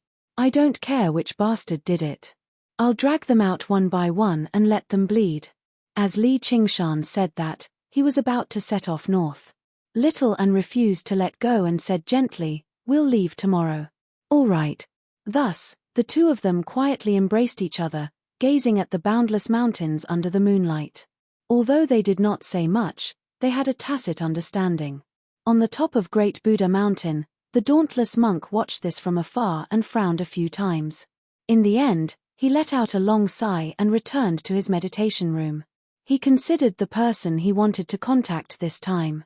Of course, Chu Lai King was number one, King Chu's mansion. The steward of the prince's mansion led the two through winding corridors and arrived in front of a quiet little building. Before the steward could speak, the door suddenly opened and a middle-aged man walked out. He was dressed in a green luxurious robe and held a book in his hand. He looked at the two people behind the steward indifferently. One of them was a short old man with a face as black as charcoal, and the other was a slender woman with a face as white as jade. The woman's cultivation base was obviously a level higher than the old man's, but she was very respectful towards him. They were Yu Xin and Hua Ci. Hua Ci and Yu Xin from the School of Medicine greet your majesty. Chu Lai King asked, "I heard you have a way to deal with the locust plague." "I do," Yu Xin said confidently. "You're not human?" Chu Lai King squinted his eyes slightly. He could tell that Yu Xin possessed the presence of other folk with a single glance. He found it strange that he was unable to immediately determine which race she belonged to. "Is that important?" Yu Xin answered with a question. "Answer honestly. Whether it's important or not isn't up to you to decide," the steward scolded. "Is this how the king's estate treats talents?" Yu Xin had seen much of the world, so she obviously would not be frightened by a steward. Instead, Hua Ci seemed rather uncomfortable, but it was not all that obvious with his dark face. "Talents? There's not a single honored guest of the king's estate below the third heavenly tribulation." The corner of Chu Lai King's lips curled into a sneer that was not particularly obvious. "Then your majesty can just let them deal with the locust plague. We'll be taking our leave," Yu Xin said. "All right. Tell me your plan." "I hope you won't waste my time," Chu Lai King said. Yu Xin began to speak. At first, Chu Lai King was still rather indifferent. A problem that even a group of great cultivators had trouble dealing with, how could a Golden Core adept and a Foundation Establishment adept solve it? Not to mention, they were disciples of the School of Medicine who were not adept at fighting and killing. However, as Yu Xin continued to explain, he gradually became more serious. Every time he gathered honored guests for a discussion, the goal had always been to find the soaring Locust King and kill it. However, Yu Xin's proposal was a completely new method of dealing with it. Although it could not kill the soaring Locust King, it could stop the Locust Plague from the very core and force the soaring Locust King out. When Yu Xin stopped talking, Chu Lai King closed his eyes in thought for a while before opening them again. "Don't waste any more time. Go spread the plague immediately. I'll send people to provide you with protection and cooperate with you as much as I can. Once you're done, you'll be honored guests of the king's estate. I'll personally hold a banquet to celebrate your success." Yu Xin and Hua Ci took their leave. Chu Lai King paced around the courtyard alone for a while before suddenly receiving a message from the Chan Monastery of Nga. He could not help but be delighted. Even the heavens are on my side. With this two-pronged approach, it's finally time to deal with this great problem. However, there was another piece of information hidden within that piqued his great curiosity. Not only has that one wolf found the affliction-severing blade and made an agreement with the Golden Cicada Spirit King, but she's even undergone the third heavenly tribulation and defeated the Monk King of the Seven Treasures. What an unbelievable prodigy. Even the profound Sun pales slightly in comparison. Although he had heard about Little and a long time ago, he had never seen him in person even once. He felt rather eager for some reason, which even left him slightly intrigued. He temporarily suppressed this thought and planned on paying the Chan Monastery of Nga a visit first. He considered who he should send to protect the two disciples of the School of Medicine. "Please wait here for a moment and wait for the king to send someone over." In a small garden in the king's estate, the caretaker's attitude clearly became much more polite. "Yes," said Hua Ci. "Congratulations, master. Congratulations. You're going to become an honored guest of the king's estate." Ayushin clasped her hands and smiled. "You could have just come. Why did you have to drag me along?" Originally, Hua Ci refused to come to the king's estate with Ayushin. Ayushin had dragged him along. Looking at Ayushin before him, the little girl from back then had finally grown up to the point where she could make her own decisions, and she was finally no longer trapped by hatred. He could not help but sigh with a smile. "If it weren't for the sake of giving you a better life, master, why would I have come all the way here?" said Ayushin. "You've made the right decision to return," said Hua Ci. Even he had never thought a plague could save the world. "I still have to help you through the second heavenly tribulation after all. Look, even someone like Chen Rongji has become a golden core cultivator." "Master, you've really been wasting your time in the past few years," said Ayushin. "She's a genius like you. She's not someone an old man like me can compare to." "Genius? It's just that she's suffered a lot." When Ayushin returned to the 100 schools of thought to invite Hua Ci, she saw another genius who had boarded the isolated island where Chen Rongji lived. His name was Lin Xian, or Chu Tian. Right now, it was hard for her to tell if the madness of these two people had been cured, or if it had become even worse, unable to extricate themselves from it. That makes sense. Meow tilde. Chapter 1045. The night was bleak and hazy. A dim, crescent moon flickered in and out of the dark clouds. An empty city and a forest of buildings seemed to tell of its prosperity of the past. The night breeze blew gently, scattering white paper money across the ground, drifting about in the wind from time to time. Between the eerie buildings, on a long street, a bright, black carriage drove over silently. 2 glazed lanterns burned with green will-o'-the-wisps, like gloomy eyes. However, the 4 large horses that pulled the carriage flickered in and out of sight. They did not make a single sound. The arrival of the carriage did not disturb the deathly silence of the city. Instead, it was like an underground river that flowed into a lake. The curtains were lifted, revealing a jade-like face. Ayushin scanned the surroundings, but her expression did not change at all. She looked back and asked, "Your Highness, many people have died here, but there don't seem to be a lot of insect eggs." This was once one of the 81 prefectures of the Green Province. After the soaring locust king conquered the city, several million people died to the insects. At the same time, it became the largest insect nest in the north of the Green Province, giving birth to countless soaring locust demon generals and even demon commanders. However, after the cultivators of the Green Province slaughtered it with all their might, it had already been completely reduced to a dead city. The streets paved with limestone were not suitable for regular locusts to thrive. "There are other insects here." The Dark Queen leaned back on the couch and gently stroked the cat in her arms. The black cat lay in her arms lazily. It did not seem particularly angry, which matched her bearing. "People of the Sword Collection Palace?" Ayushin asked casually. "Should I praise you for being clever?" The Dark Queen asked. "There's no need for that." Ayushin smiled and let down the curtains, circulating the heavenly tome of Cloud Furnace quietly. She did not go to the trouble of trying to persuade the Dark Queen to avoid unnecessary trouble. Even if this was the north of the Green Province, the territory controlled by the Sword Collection Palace. "You really are very clever." The Dark Queen nodded slightly and lowered her head to the cat in her arms. "Xianyu, be a good girl. I'll kill 2 people from the Sword Collection Palace to avenge you." Ayushin opened her eyes slightly, showing a hint of surprise. "Don't trouble yourself, master. The people who bullied me are already dead." Xianyu waved her tail disinterestedly. "How can they die? There's no end to the people of the Sword Collection Palace, but there will be a day when I kill them all and refine them into ghost slaves." The Dark Queen said faintly as a faint smile appeared on her pale, gloomy face.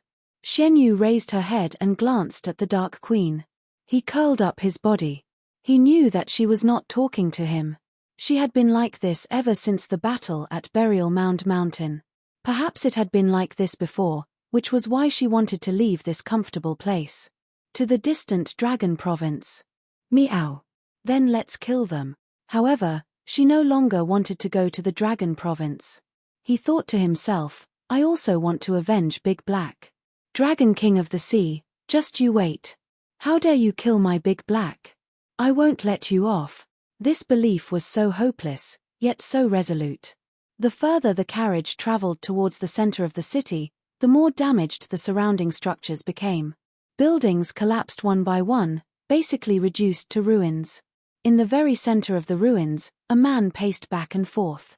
He wore green clothes and held a broken sword. His expression was lonely. Nearby, a woman in violet sat on the eaves of a half-collapsed hall. She leaned on her hand as she gazed at the changing clouds in a daze. She was not a supreme beauty, but she possessed a thriving sense of vitality. Even the gloomy night and the miserable ruins were unable to influence her at all. Instead, it fueled the hope in her eyes. The man in green raised his head and saw her. His face warmed up. Zijian, let's go back. All right, Yu Zijian replied and leapt off the eaves. Did you find anything, senior brother? The green ruin's sword intent is far too profound. I'll probably need another century before I can completely comprehend it. Fu Qingjin was slightly doubtful. Ever since the green ruin's sword broke, his cultivation in the past few years had been extremely smooth. He had even undergone the second heavenly tribulation, but ever since this year, he always felt like something was amiss when he comprehended the green ruin's sword intent, as if he was missing something. That was why he was searching for inspiration in the ruins. All right. When the time comes, we'll fuse the two swords and kill off all the monsters like the soaring Locust King. Yu Zijian's eyes shone brightly. Her killing intent was pure and clear. You can't kill them all. Fu Qingjin shook his head gently. No matter how hard he worked, ruins like this would always appear. No matter how glorious a structure was, there would be a time when it collapsed. Blindly trying to protect it was just asking for trouble. Even if there were no diamonds that devoured or killed the thousands of lives, they would still die in the end. What did the so-called good and evil matter? I have to kill them all even if I can't. Yu Zijian was stubborn. Where do you want to go? I'll go with you. Fu Qingjin was confused as to why he would have such thoughts of confusing good and evil. Had he been too deeply influenced by the Green Ruin's sword intent? However, after the Green Ruin's sword broke, the influence of the previous masters of the Green Ruin's sword had been eliminated. All of his thoughts should have originated from his own heart. Thank you, senior brother. I also have to work hard on cultivation so that I can fuse the two swords with you as soon as possible, said Yu Zijian. Fu Qingjin looked into her eyes. A bright violet flowed through them. Yu Zijian asked in confusion, what's wrong? Nothing. Fu Qingjin shifted his gaze away first and shook his head. The green ruins and violet clouds were yin and yang. When one sword appeared, the other would definitely follow closely behind. Most sword masters were lovers. However, the strange thing was that they had spent so many years together. Their tacit understanding was already extremely deep, yet they did not develop any feelings for each other. Let's return to the Sword Collection Palace. The crescent moon burst out of the clouds, illuminating the entire city with clear light. Right when the two streaks of light were about to tear through the air, a ghostly figure suddenly rose up, rapidly spreading across the ruins of the city. Fu Qingjin suddenly looked back, only to see a huge ghost claw swinging down viciously. He was unable to dodge it. Boom! It was like a clap of thunder. The ground shook violently, and countless ruins collapsed. A mountainous ghost stood in the ruins, slamming its hand against the ground. It happened to be the void-bellied Ghost King. The carriage stopped quietly beneath the huge ghost's feet, and the Dark Queen disembarked. The green ruins and violet clouds. I never thought there would be two big fish. The void-bellied Ghost King's fingers shone with a mixture of azure and violet light. Fu Qingjin and Yu Zijian crossed their swords, forming an illusory domain. A purple building vaguely appeared on the green ruins. The azure was heavy, while the violet was faint. However, they managed to block the Dark Queen's fatal strike together. Dark Queen, How can a great cultivator behave in such a despicable manner? Fu Qingjin said. Not only was she bullying the weak, but she even used a sneak attack like this. Damned insect. The Dark Queen was filled with disgust. She could not be bothered with arguing. The void-bellied Ghost King pressed down with another huge hand, and the azure and violet illusion immediately approached, shattering. Do you really want to declare war against the Sword Collection Palace? Fu Qingjin asked. I just want to crush you to death, said the Dark Queen. Your Highness, this probably won't assist us in dealing with the soaring Locust King. Shin also disembarked from the carriage. Shin, I praised you earlier for being smart. Don't be stupid, Piaro Tianxue said. Chapter 1046. The Dark Queen glanced at her indifferently, and Shin immediately felt a heavy sense of danger. The woman before her was extremely dangerous.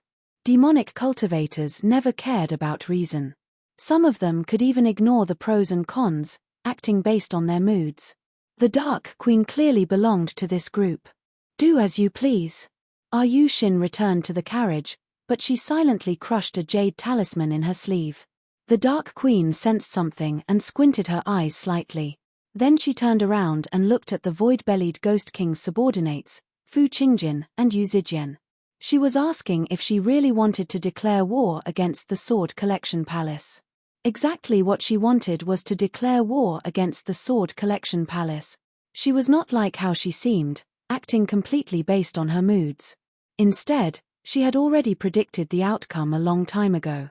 However, this was an even deeper form of fearlessness. Even if she had to stake the Umbral Yin sect's legacy, she wanted to fulfill what she had said and kill everyone from the Sword Collection Palace. Senior brother, I can't hold on much longer. You better find a way to escape. Yu Zijian's sword-wielding hand trembled slightly. As a Foundation Establishment cultivator, just resisting the void-bellied Ghost King's aura had already drained all of her concentration. If she had not worked with Fu Qingjin, she would not have lasted even a second. Hold on a little longer. Reinforcements will arrive very soon. Fu Qingjin tossed out a violet talisman with a wave of his hand. A resplendent streak of light pierced through the ghost claw and shot towards the Dark Queen. The ruins and ground along the way were sliced open gently like thin paper. Even the hazy moonlight and the hazy night wind were no exception. The strike was like the full-powered strike of a great sword cultivator. However, under the Dark Queen's indifferent gaze, the streak of light began to distort and dim before it had even approached 300 meters away, vanishing into the night in the blink of an eye.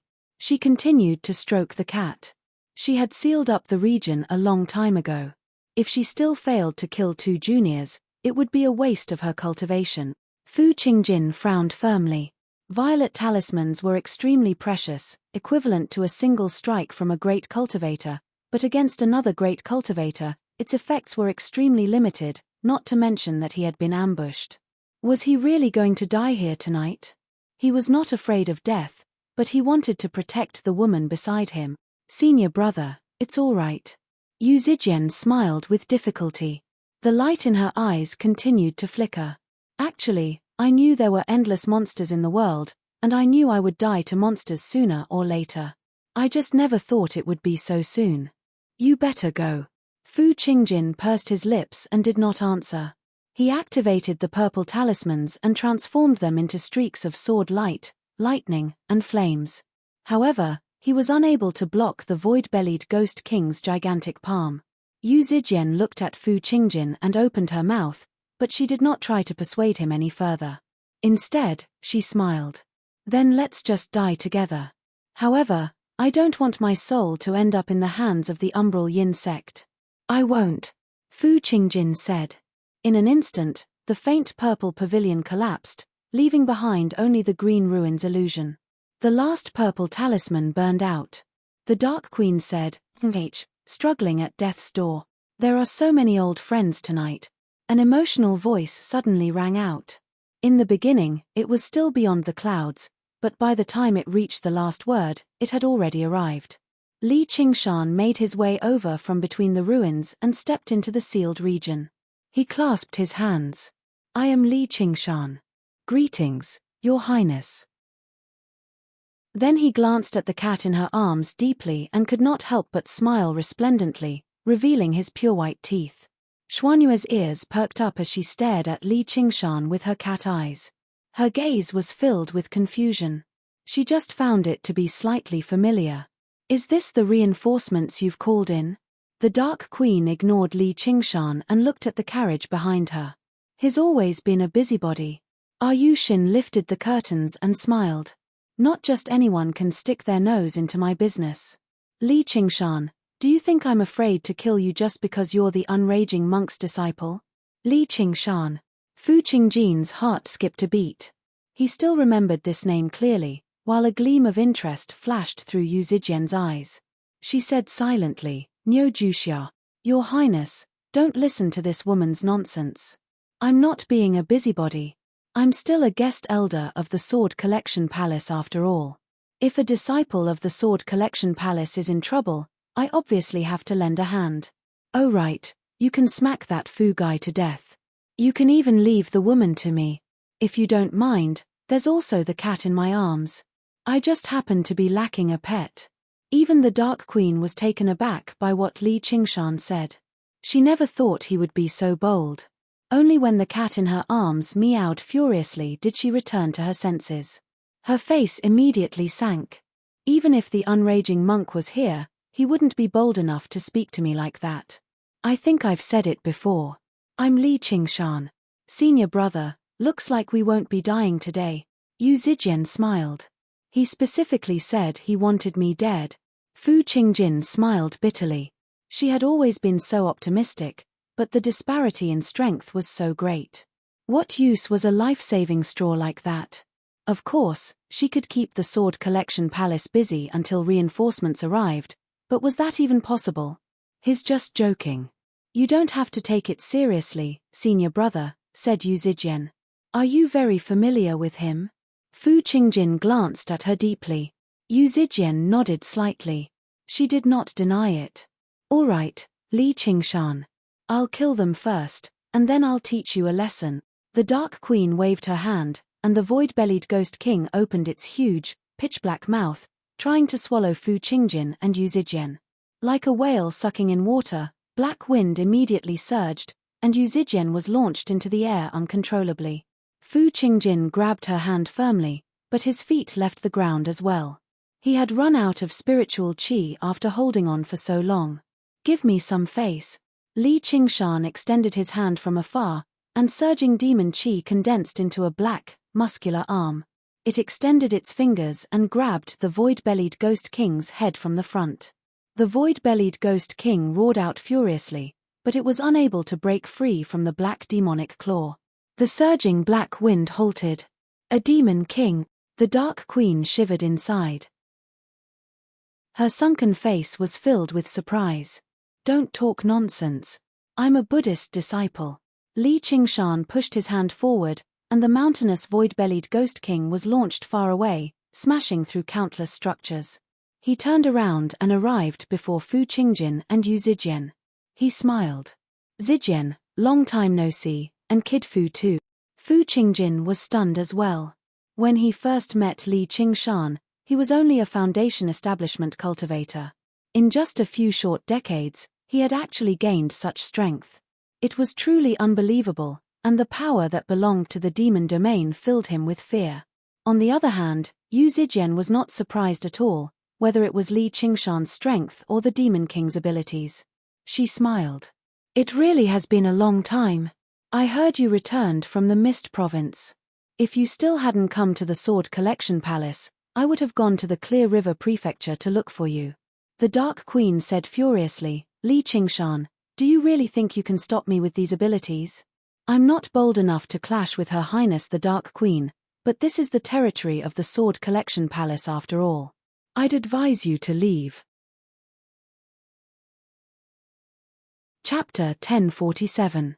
The Dark Queen's eyes narrowed, but there was not the slightest hint of fear or hesitation. Instead, there was unforgettable resentment. Ming concubine. Like a streak of light, the sword pierced through the clouds. When it arrived above the city, it suddenly paused and turned into a woman. The woman wore a simple set of palace clothes, beautiful and noble, but she had a pair of firm, straight eyebrows. She called out coldly, "Dark Queen, how dare you behave atrociously in the north? I won't spare you today." One sword into 10,000 sword. With a casual swing, she produced a glorious streak of light, which suddenly split into thousands of swords of light in the air, falling down like a storm. Ghost domain of the netherworld. The Dark Queen took a step forward. Her wide sleeve drifted about, and ghastly ghost chi immediately rose up from the ruins, forming a sinister domain of ghosts. Vicious ghost faces received the rain of swords. With a flash, Li Qingshan grabbed Yu Xin and Yu Zijian by the shoulders and took them away from the battlefield. They arrived on a tall building in the distance. Streaks of light landed in the ghost domain, kicking up ripples.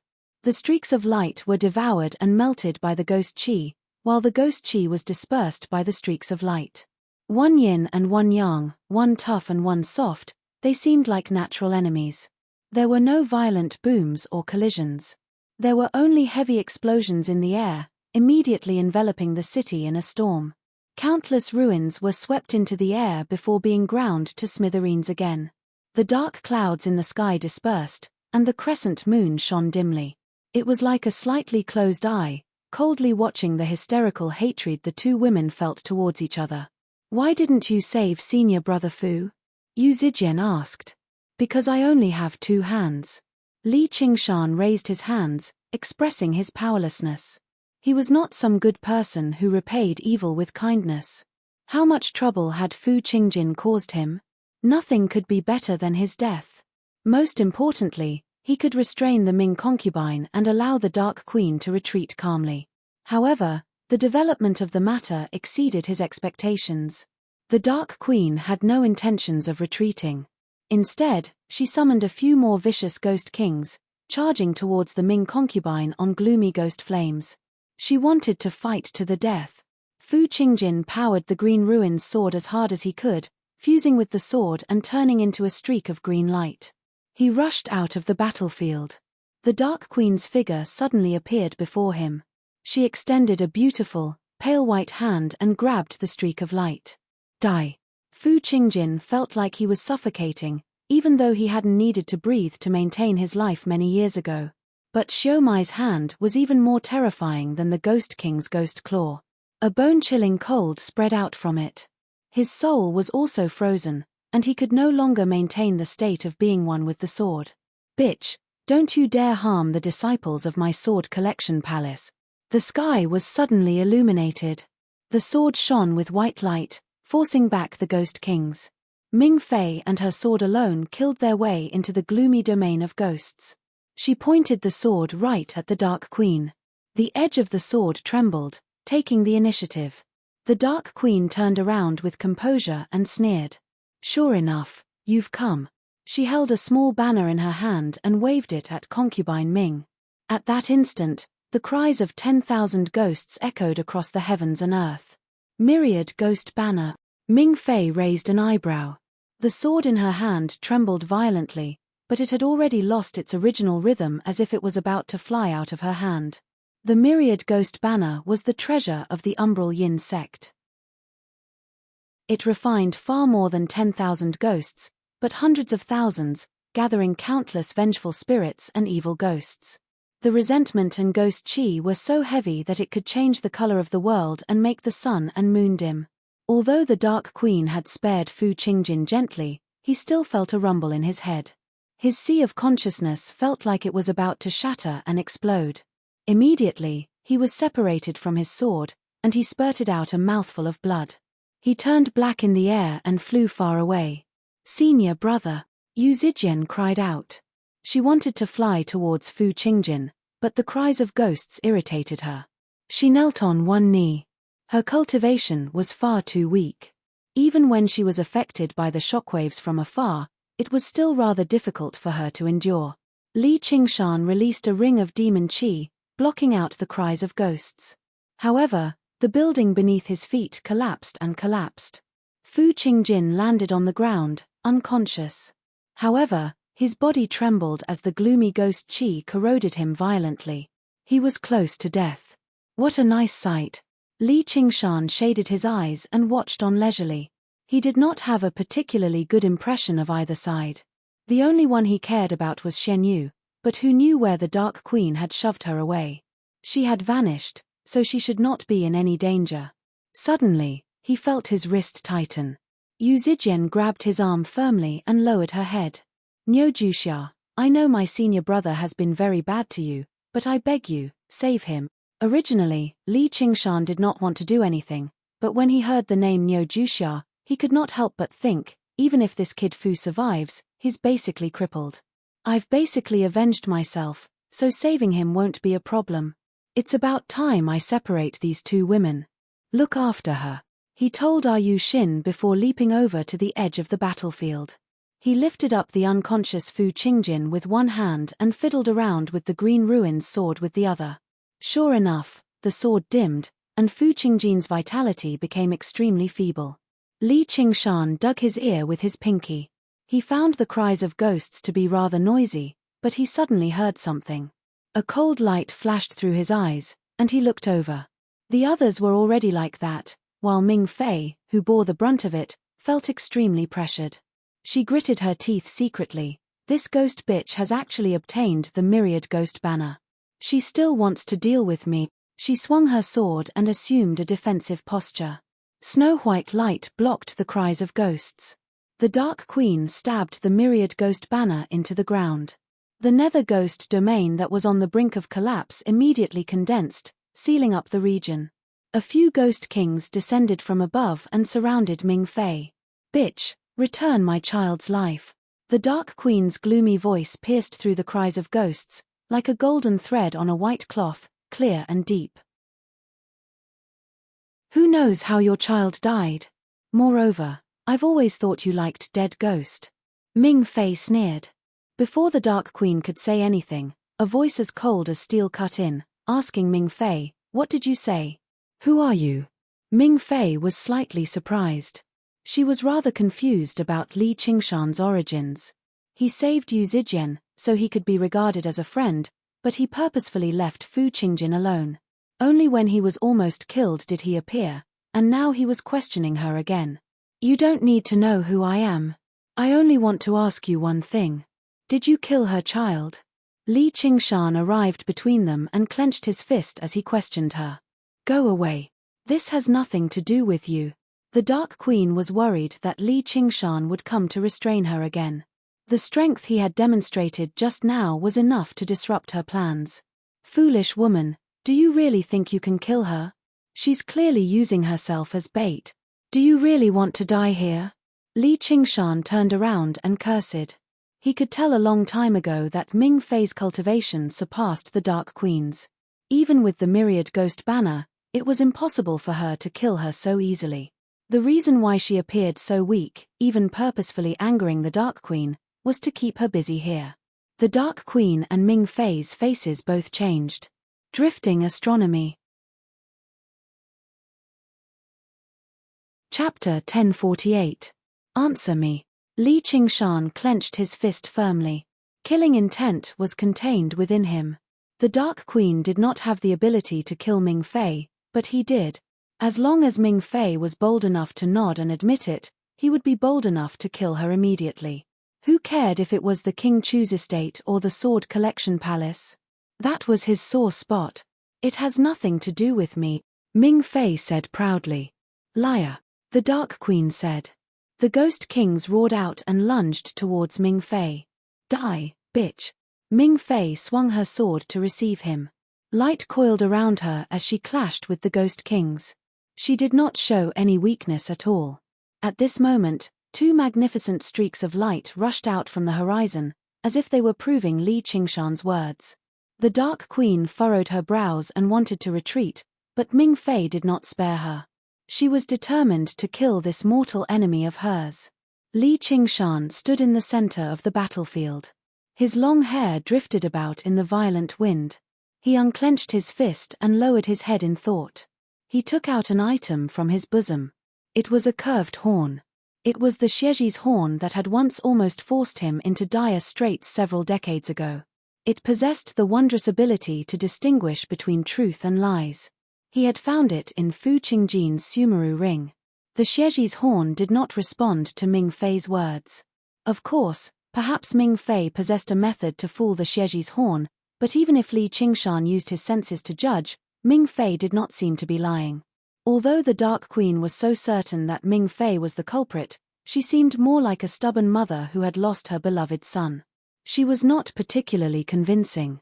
And, if she really did possess concrete evidence, he believed that Chu Lai King would not turn a blind eye to it, turning it into an unresolved case. There were still many doubtful points. For example, the witch in the Crouching Ox village practiced the profound yin ghost control technique and not the sword manipulation technique of the Sword Collection Palace. As it seemed now, the witch was basically no more powerful than a mortal, so how could she refine Little An's soul into a ghost slave? All kinds of questions emerged in his mind. Li Qingshan shook his head and put the Xieji horn back into his arms. Since Little An was not sure who the murderer was, he did not want to act recklessly like a reckless man. He would investigate slowly. But no matter who the murderer was, Li Qingshan was prepared to kill his entire family.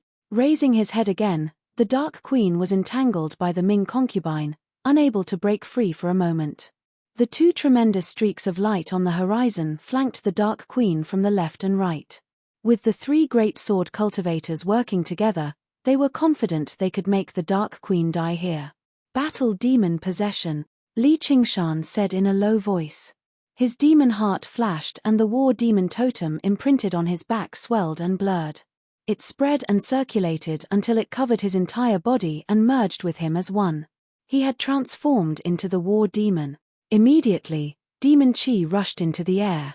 Li Qingshan leapt up and used his fingers like a blade, cutting down on the edge of the Ming concubine's sword. He had already used the blade style he had learnt from the wildflower blade soul, which happened to destroy the Ming concubine's attack. The Dark Queen used this opportunity to flee into the distance.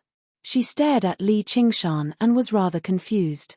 This man called himself an elder of the Sword Collection Palace. He had saved a disciple of the Sword Collection Palace first, yet he was helping her now. She was left scratching her head. "Brat, you're looking to die." The Ming concubine flew into a rage. Her sword moved violently like the tide, as sharp as lightning. Li Qingshan swung his palm with composure, dealing with the attacks as they came. He did not lose the upper hand at all. He said to the Dark Queen, "You can go." Although he did not exactly have a good impression of her or respect for her, she was Little An's mother after all. Li Qingshan obviously would not allow her to die here. The Dark Queen turned around and drifted away. The two streaks of light pursued for over 500 kilometers before giving up on turning back in the end. One of them was a tall, middle-aged man. He stood like a lone mountain with a sword in hand. His bearing even surpassed the Ming concubines. He was the strongest sword cultivator Li Qingshan had ever seen in his life. The other was much younger. His appearance was rather similar to the Ming concubines. He wore a set of faint yellow Blademaster clothes, and his bearing was radiant like a prodigy.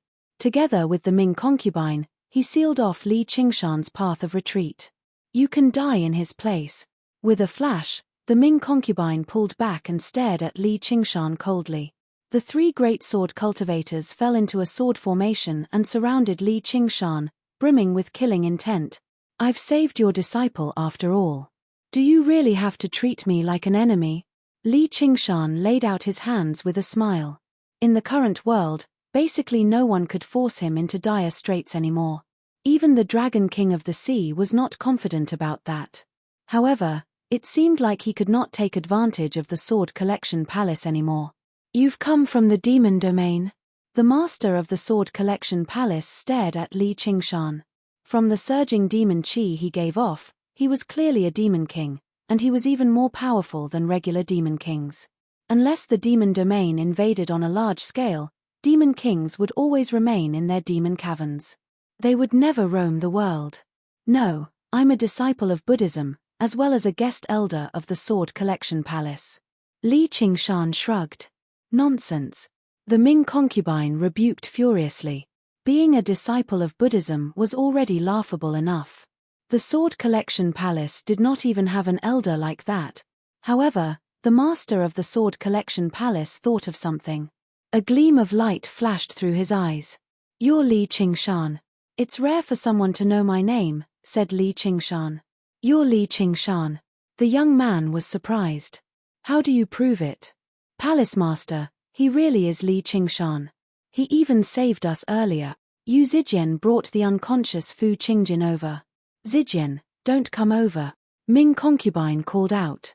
"Yes, but he has no ill intentions. First senior brother, hurry up and save senior brother Fu." Yu Zijian stopped and pleaded with the young man. Li Qingshan's heart skipped a beat.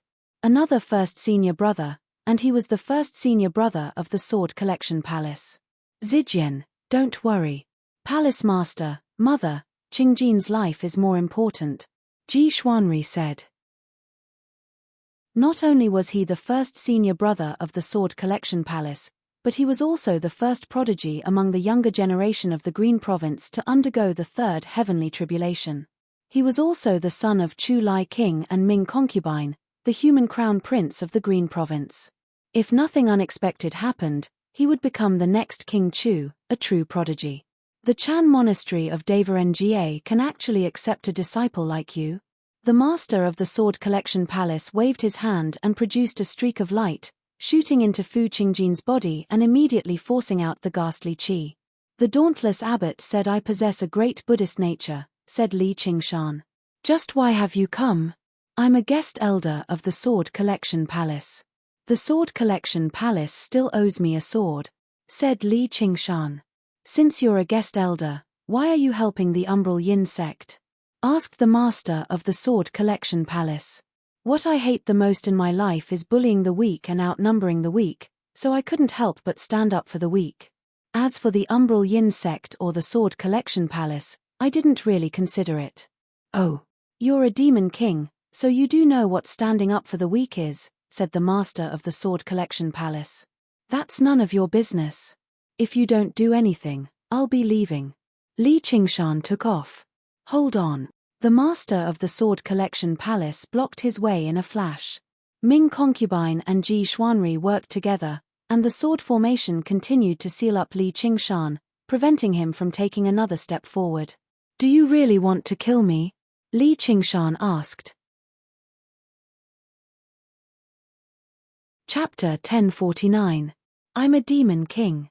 Li Qingshan was slightly surprised. Even if the master of the Sword Collection Palace wanted to kill him here, he would not find it so strange. After all, the power he used could not be tolerated by the righteous path. He might even be suspected of colluding with the demon domain, and he had even ruined Ming Fei's plans. If the master of the Sword Collection Palace did not fall out with him, then so be it, but he even allowed him to take a sword. Wasn't that a little too generous? Was there some scheme involved? Since even the Chan Monastery of Devarengye believes you possess a Buddhist nature, it's not the Sword Collection Palace's turn to clean you up. Our Sword Collection Palace always keeps our promises. Since we've agreed to give you a sword, come and take one. What if I don't want to go? Li Qingshan asked. That's up to you. The master of the Sword Collection Palace moved away and waved his hand, expressing that he could leave as he pleased. Ming Fei and Ji Xuanri exchanged glances and stowed their swords away. Since the palace master is so sincere, I'd seem arrogant if I don't go. Let's go. Li Qingshan smiled. No matter what scheme was involved, he was confident he could destroy it with force. Even if it was a tiger's den, he would still venture into it. You really do have some courage, the master of the Sword Collection Palace said. He had not seen the slightest hint of fear in Li Qingshan the entire time. Do you think the palace master will harm me? Li Qingshan said. They made their way north together. Ji Xuanri and Ming Fei took Yu Zijian and Fu Qingjin with them, while Li Qingshan and the master of the Sword Collection Palace flew together. The streak of light was extremely fast, leaving Li Qingshan behind very soon. Li Qingshan smiled. He had no intentions of chasing after them. A while later, Li Qingshan arrived before the renowned Sword Collection Peak. A lone peak hovered in the sky, piercing through the sea of clouds like a lone island. The Chan Monastery of Devarengye's Great Buddha Mountain was renowned for its resemblance to a great Buddha, while the sword collection peak was like a supreme sword. The isolated peaks below were like swords, currently bowing towards the sword in the sky. Between the hidden sword peak and the other peaks below, there was an iron chain that was as large as a horned dragon. It was as if once the iron chain was broken, the divine sword would break through the air and fly away. Li Qingshan thought, the mountain forms the force, and the force forms the formation. The protective formation of the sword collection palace is anything but ordinary. If I enter it and the palace master suddenly turns against me, it won't be much safer than venturing into the ink sea. Please. The palace master raised his hand. All right. The sword collection palace did not have a flight ban like the Chan monastery of Devarengye. The Chan monastery of Devarengye was filled with Buddhist statues and pagodas, so Buddhist disciples obviously could not fly above senior monks, bodhisattvas, or Buddhas. For a sword cultivator, flying on a sword was the most basic of basics. There were sword lights flying between the peaks. Some of them formed sword formations, some of them fought one-on-one, and some of them flew alone. They practiced the art of sword kinesis and roamed between the mountains and the sea of clouds. They really had the aura of sword immortals. The palace master invited Li Qingshan onto the heavens-leaning peak. In the majestic hall of the sword palace, he ordered, summon the sword masters of the various peaks. Immediately prepare for the sword selection ceremony. Li Qingshan gazed out of the hall. The lone sword-like peaks suddenly lit up with light of various colors. The light rapidly extended along the iron chain and reached the hidden sword peak. At that moment, Li Qingshan heard a strange hum. It was heavy, yet it also possessed a soaring clarity, enough to make even his soul tremble. The hidden sword peak was activated. A streak of light rushed into the air, shattering all the clouds in the sky. The stars were vast, and the moonlight was boundless. They all seemed to spin, dazzling. All the disciples of the sword collection palace stopped what they were doing, raising their heads and gazing at this sight. Their expressions were no different from the disciples of the Chan monastery of Devarengye during the Dharma assembly of Zen. What a detestable sound. Li Qingshan, where the hell have you come to? The wildflower blade soul's voice suddenly rang out in Li Qingshan's head. In order to prevent the wildflower blade soul from rambling and drawing hatred to him, he had always placed the wildflower blade in the Azura field. However, their minds were still connected. Just now, Li Qingshan withdrew his gaze and answered in surprise, "You sensed it? I hate swords the most. Cut that damned sword in half." The wildflower blade soul ordered. "That's not a single sword." Li Qingshan glanced at the sword collection palace. There were many swords stuck in it. The wondrous sound probably came from all the swords ringing together. "Really? Then cut them all." The wildflower blade soul said impatiently. "Don't. I still have one in there." Li Qingshan was not that bored. "What? You want to use a sword? You're bold enough to use a sword." The wildflower blade soul suddenly lost his temper. Blade intent rushed into Li Qingshan's sea of consciousness, kicking up surging waves. "You've lost your mind." Li Qingshan suppressed it with the spirit turtle's method of sea suppression in a hurry. "You already have me. You're not allowed to use any other weapons, much less swords. Those who use swords are all hypocrites. I'll kill every single one I see." The wildflower blade soul said furiously. "Haha, that's a sharp one. Not only are you a hypocrite, but you're also a poser. Apart from my little Anne." Li Qingshan had completely forgotten that he had also used a sword in the past. "Don't worry. I'm only drawing a sword. I don't know how to use it. Don't say I didn't warn you. If you refine any other sword, we'll be on our own." "Why are you laughing, fellow?" All the master of the sword collection palace saw was Li Qingshan's mysterious smile. "Nothing. I'm just excited to see something like this." Li Qingshan looked at the master of the sword collection palace. If it really was like what the wildflower blade soul had said, then this person was the greatest hypocrite and poser. As they spoke, the sword masters and elders of the various peaks arrived in the hall. One of them cried out in surprise and joy, "Li Qingshan." Li Qingshan glanced past them. The speaker was a handsome man, also at the second heavenly tribulation. He must have been a sword master of some peak. Even the joy on his face was unable to wash away his melancholy. Li Qingshan found him rather familiar, but he was unable to recall his name. You're Yin Xiaoqiu. You've come at a perfect time. Are you bold enough to fight me again? Yin Xiaoqiu's face turned cold, and he gripped the waterbreaker sword on his waist firmly. All these years of arduous cultivation had been for this moment. If it were not for the fact that Li Qingshan had gone to the Mist Province, he would have gone to challenge him a long time ago. Oh, it's you. Only then did Li Qingshan remember that he had defeated Yin Xiaoqiu's waterbreaker sword with the water sword in the past, which basically made him famous in the Clear River Prefecture. Since you've come, why bother putting on an act? Yin Xiaoqiu was certain that Li Qingshan was purposefully humiliating him by not being able to call out his name, but Li Qingshan had gone through so many years of continuous battles. Who knew how many existences at the third heavenly tribulation he had even killed, lingering on the brink of death so many times, so how could a clash between Foundation establishment cultivators in the past leave any deep impression on him? At the very least, Fu Qingjin still posed a great threat to him, but Yin Xiaoqiu had been defeated by him in a single strike, having been worn away by the passage of time a long time ago. Putting on an act? Li Qingshan swore inside. It's not like I'm using a sword right now. Xiaoqiu, stop messing around.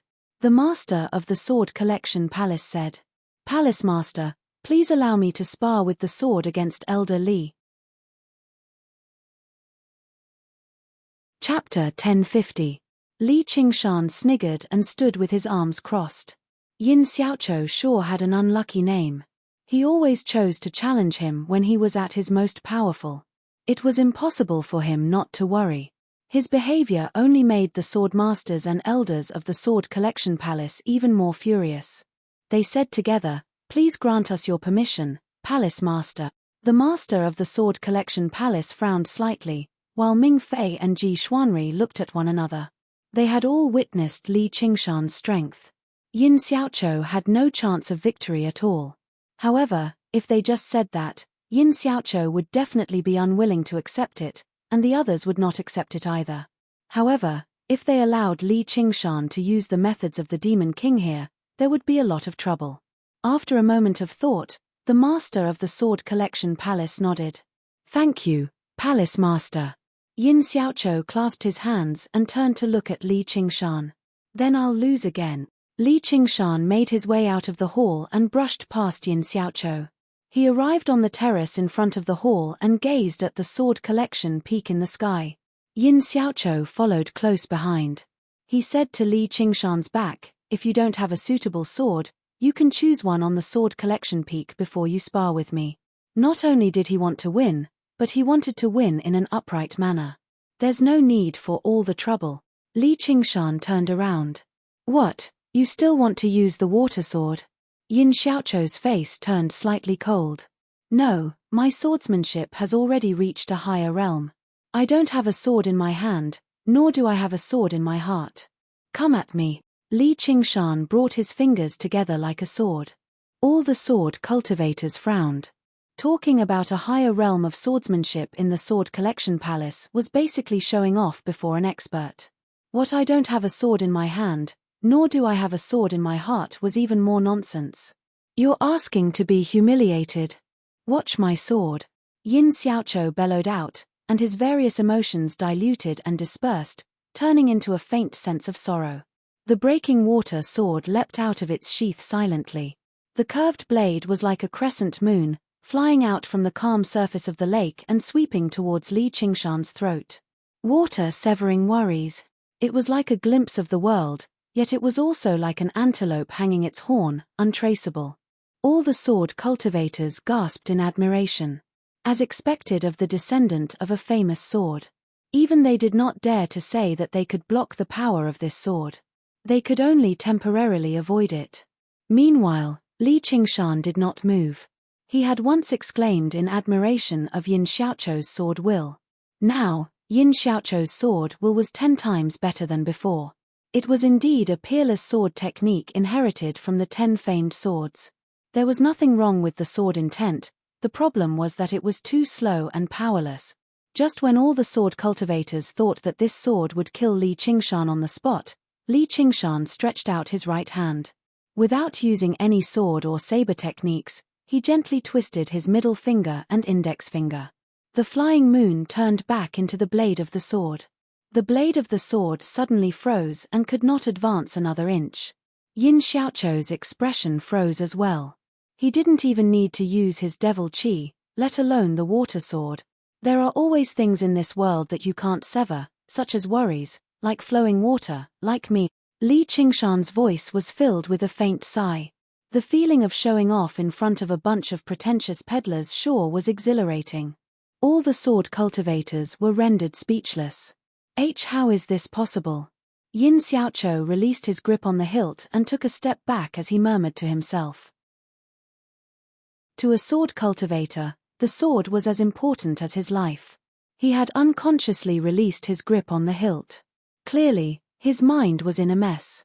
After decades of bitter cultivation and pursuit, he had finally arrived in front of his opponent, but his opponent had actually forgotten his name. He wanted to take revenge, but he found that the distance between them had widened even further. Suddenly, he felt that everything he had done was in vain. Suddenly, a hand pressed down on his shoulder, and the palace master said, "Xiaoqiu, there's no need for you to lose heart.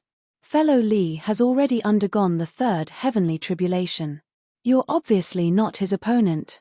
The third heavenly tribulation, Yin Xiaoqiu cried out involuntarily, gazing at Li Qingshan in disbelief. The sword cultivators were all stunned.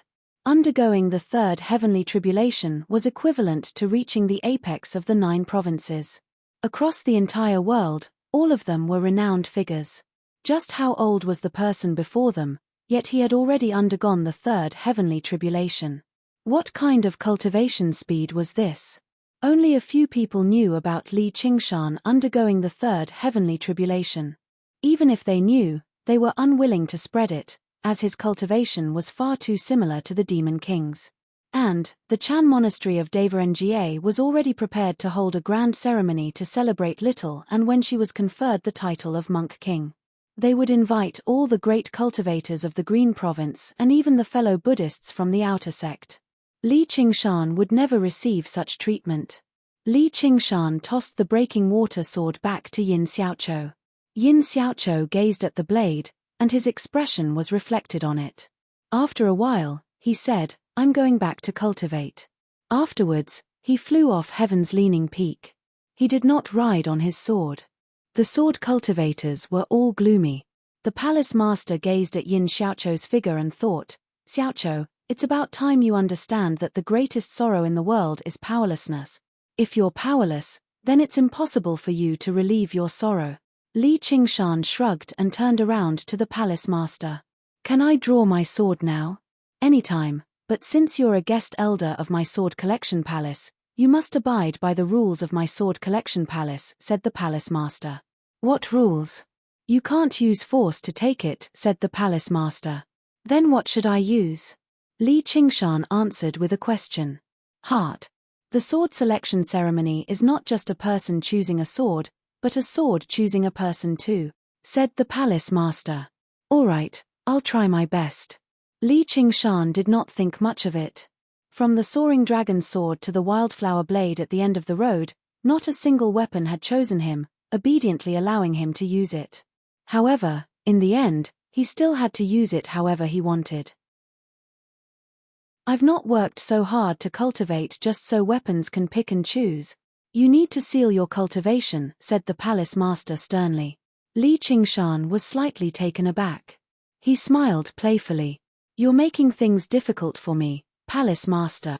Not being able to draw the best sword was a small matter, but if his cultivation was sealed, he would be at the mercy of others once the sword collection palace turned against him. "These are the rules. They're not targeting you," said the palace master. Those who could draw their swords on the sword collection peak were all disciples who had just undergone the first heavenly tribulation. Not only did they have the right, but they were also not powerful enough to contend against the sword collection peak. They could only choose their swords based on their luck. However, at Li Qingshan's level of strength, he could ignore his heart and draw his sword with force. "Since you've said that, Then that's fine. Li Qingshan spread his arms and said calmly, "Please seal my cultivation, Palace Master."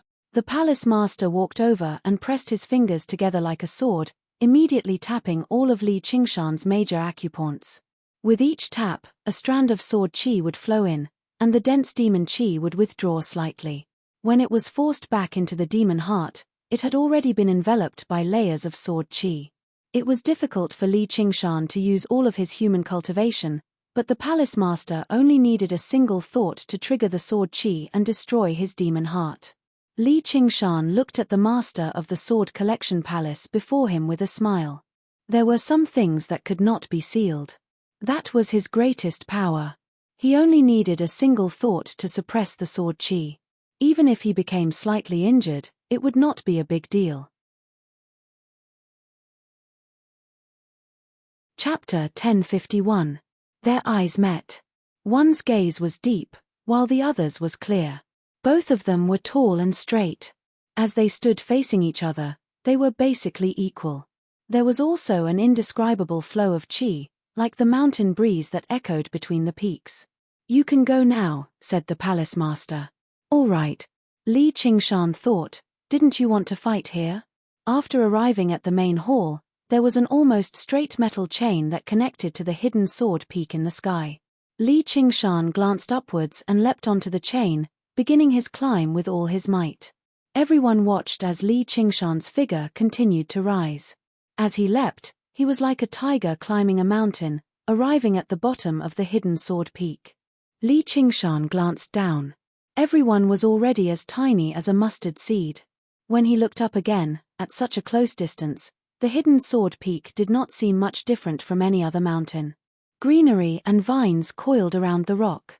However, basically every rock was stabbed with a sword. There were thousands of them, making for a rather spectacular sight. However, the swords were all sealed in a layer of rust, making it impossible to tell the material of the sword. One had to make a choice based on instinct, and if the sword did not choose its owner, it was impossible to pull it out by force. Everyone wanted to know what kind of sword he would pull out. "I want the strongest sword." Li Qingshan leapt onto the hidden sword peak without any hesitation. Even if he had already given up on the path of the sword, the stronger the weapon, the better.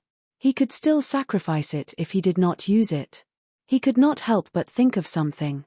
If he sacrificed all the swords on the hidden sword peak on the Azura altar of armaments, he wondered what kind of Azura weapon he would obtain. However, he could only think about it for now. The Azura altar of armaments also needed to test the strength of the sacrificer. The end-blossoming blade was already the most powerful weapon he could wield right now. Discarding these stray thoughts, Li Qingshan began searching through the sword collection peak. Although the master of the sword collection palace had sealed up his demon heart, his strength of the ox demon could not be sealed up. He was confident he could draw out any sword on the sword collection peak. What mattered was how he could find the strongest sword. He climbed up and down. He seemed like he was focused on searching for the sword, gripping the rusty hilt from time to time before releasing it again. Actually, he was secretly practicing the spirit turtle's method of sea suppression to derive it. On a platform at the foot of Sky Leaning Peak, a group of outer sect disciples who were only in the chi refinement realm looked up as well. Their eyes were filled with envy and hope as they discussed among themselves softly. "Who is this person? He's so powerful. You're really ignorant, haven't you heard of Li Qingshan? I heard he's not much older than us, yet he's already become a guest elder. He's even the White Hawk commander of the Hawkwolf Guard." Among the discussions, only a young man remained silent. His gaze remained locked onto Li Qingshan the entire time, without shifting at all. The outline of his bronze face was distinct. If someone looked closely, they would discover that he bore some resemblance to Li Qingshan. A short, chubby young man beside him smiled. "Senior brother Xiao Yaro, why are you looking at him so seriously? You're both surnamed Li, don't tell me you're relatives." "How can that be?" Li Xiaoyaro withdrew his gaze and smiled. "I do want a relative like that. Sai, I'm the one who really wants a relative like that. It's enough for you to have senior Uncle Hua's protection. In less than 2 years, you'll probably be able to undergo the heavenly tribulation and pull out a sword on the hidden sword peak." By then, you have to protect me. I can't protect you. Li Xiaoyaro shook his head with a smile. He knew that this junior brother Tian was renowned for being straightforward, but he did not have any ulterior motives. As for the assistance that Hua Sengzon had provided him, there was no need to deny it. Otherwise, with his talent, it would have been impossible for him to reach the 10th layer at such a young age. Forget it, forget it. I knew you couldn't be relied on. I still have to rely on myself. Oh right, why haven't I seen Senior Uncle Hua recently?